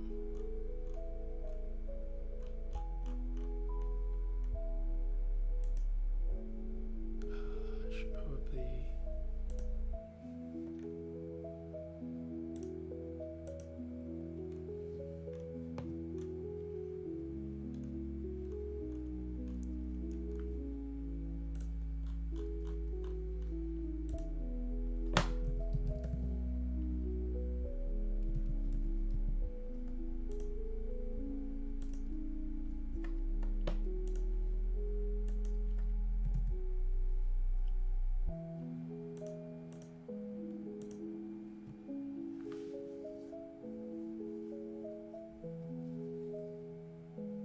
Just so this XP push give 100. Okay, so in that case,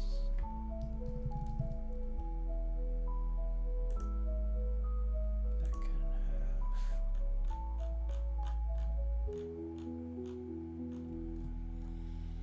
25 as a treat.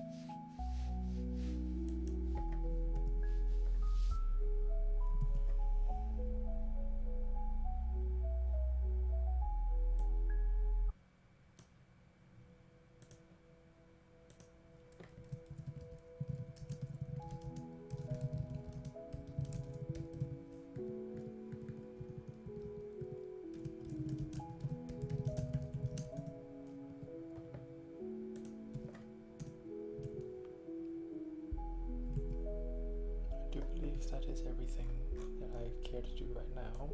I guess the rest are all stuff that basically doesn't exist or is really hard to. I might do this one.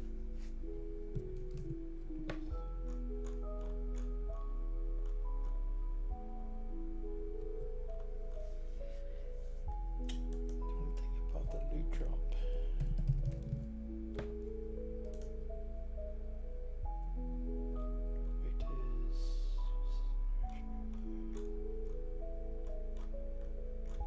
It's going to be activated, and the only way you get elementals in the first place. I will take...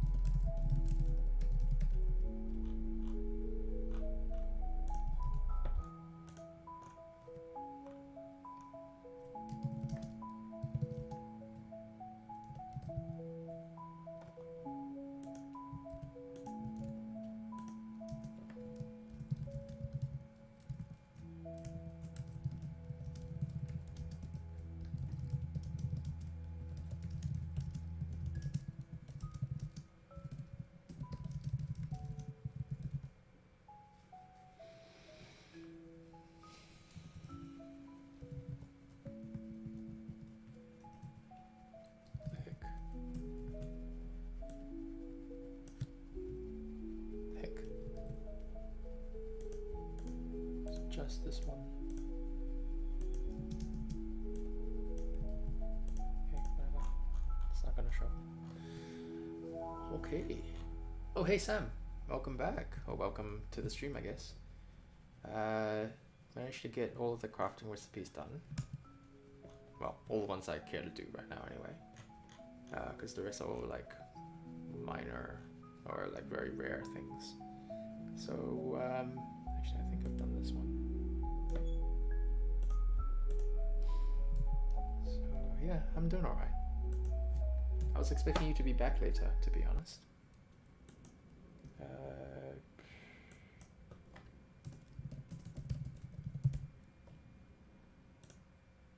Yeah, I've done that. Okay, awesome. Yeah, so the crafting pass is basically done, actually. So we'll be moving on to a new title next stream.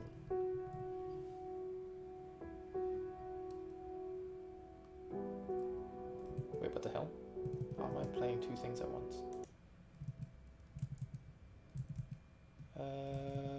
So yeah, I am now going to be finalizing the testing for the Fire Shrine. Then I'm gonna push the crafting recipes. What else? I need to make the XP work faster so that we can try to make it within 10 explorations.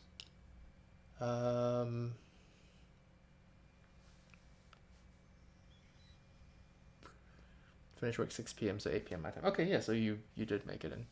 So I thought you were finishing at 8 p.m. So I thought you were going to be back at 10 p.m. my time.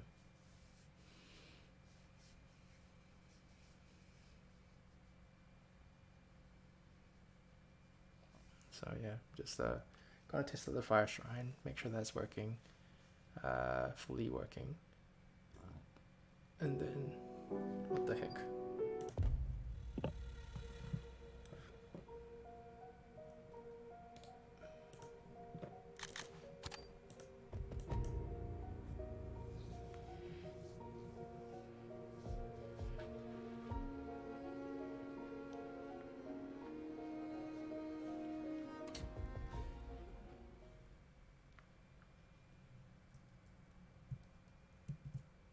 Oh, he really did change the icons there too.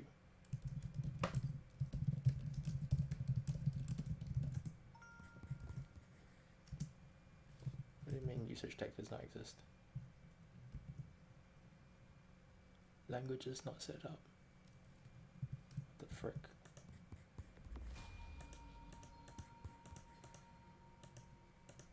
Fair enough.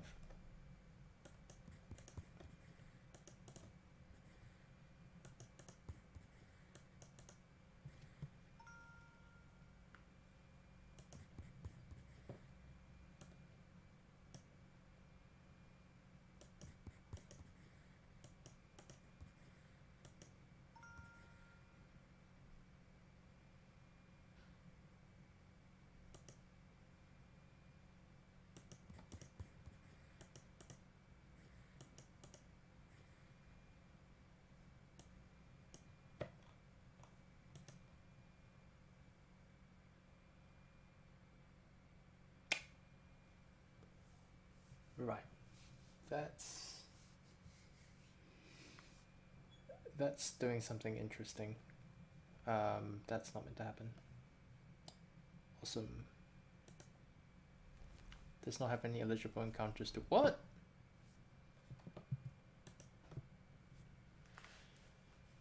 Oh.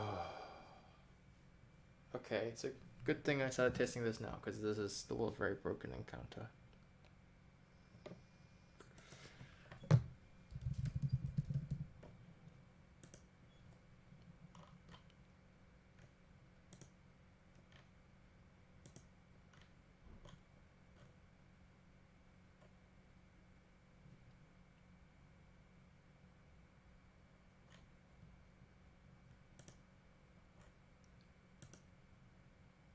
Huh?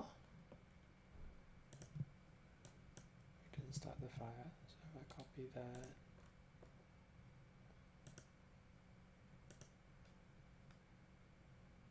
Oh, actually no.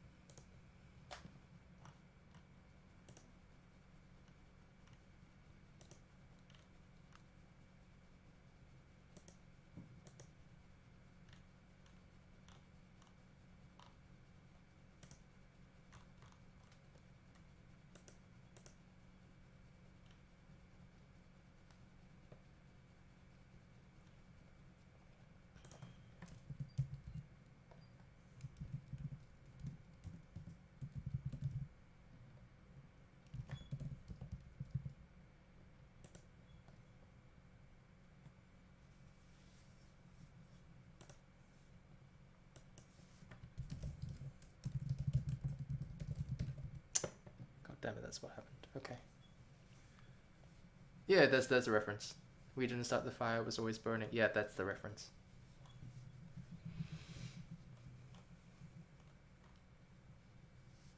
This is a linked quest chain of 3 called We Didn't Start the Fire.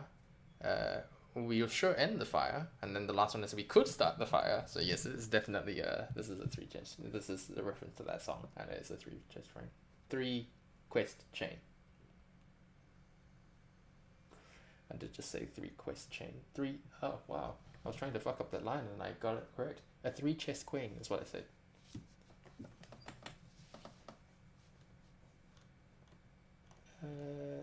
yes, and now the music's not playing anymore.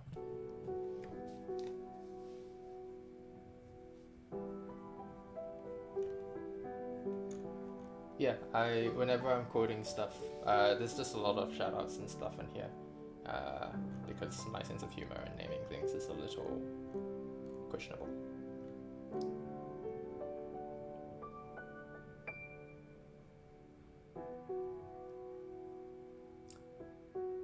Requirements to... Yeah, okay, so that means that we didn't start the fire. Yeah, so that ends this, and it starts the next quest chain, which is...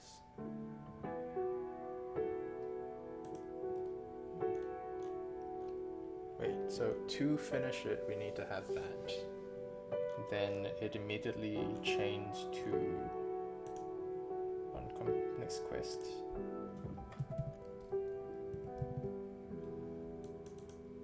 Does that. Then you go through a lot of stuff, you get to that. And then to activate it, you've got to deactivate the shrine. And then that will chain to... We could start the fire, yeah. And that chains to we'll surely end the fire if you activate it. Yeah. And then it just rotates over and over. That on quest outcome, yeah.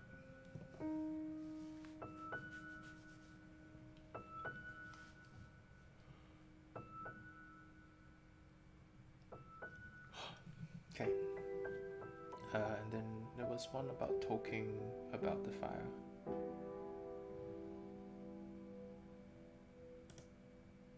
Was the being strong enough? Asked about the fire shrine quest, yeah. So that's investigate further.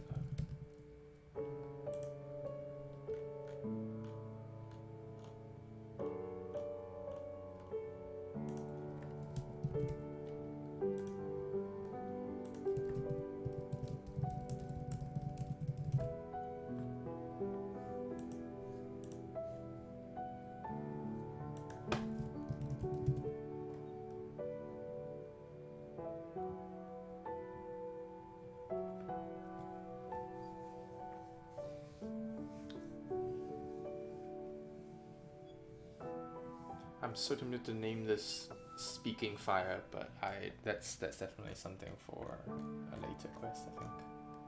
This one's just about asking. Cool, that should now work.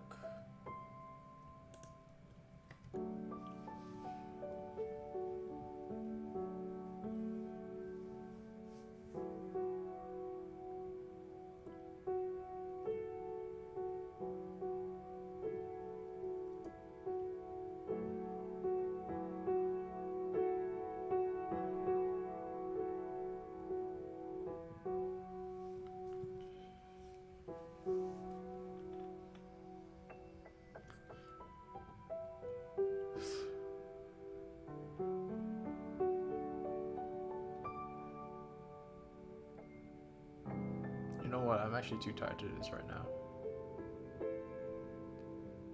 My brain is not functioning. That's what happens when you stare at a spreadsheet and do that for the last 2 hours straight. I meant to delete also the Gapster who was here. But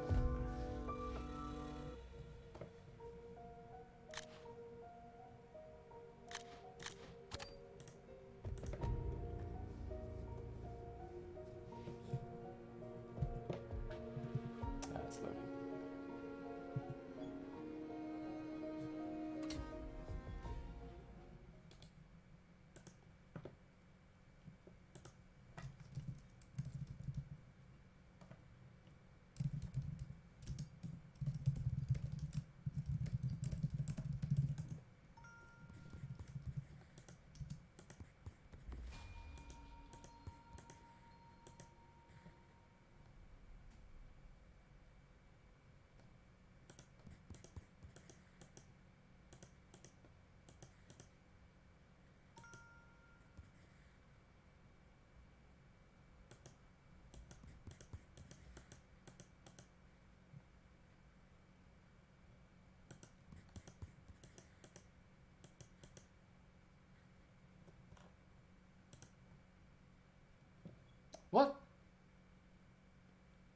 The frick?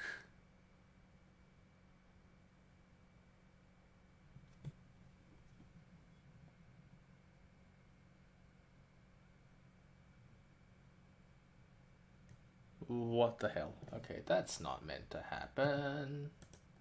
That shouldn't be giving a completely different quest ID. What is going on?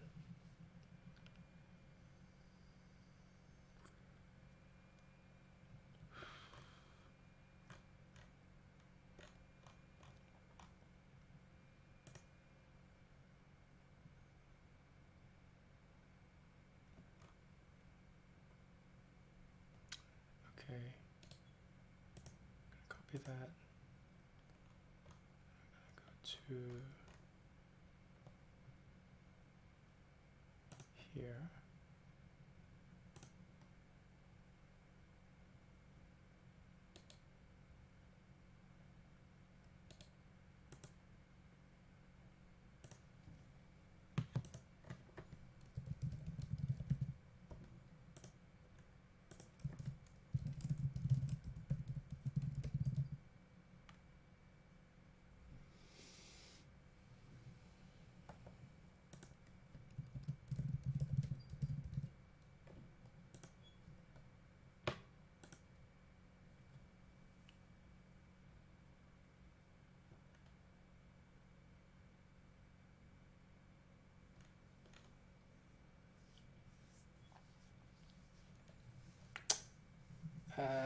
Huh?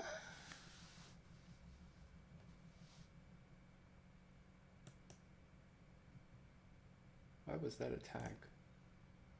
What the hell? I wonder if that was a hard. Weird error. That's so weird. Okay. I'm actually gonna call it there tonight because I've streamed for an hour, 2 hours longer than I expected. So we'll call it there for today.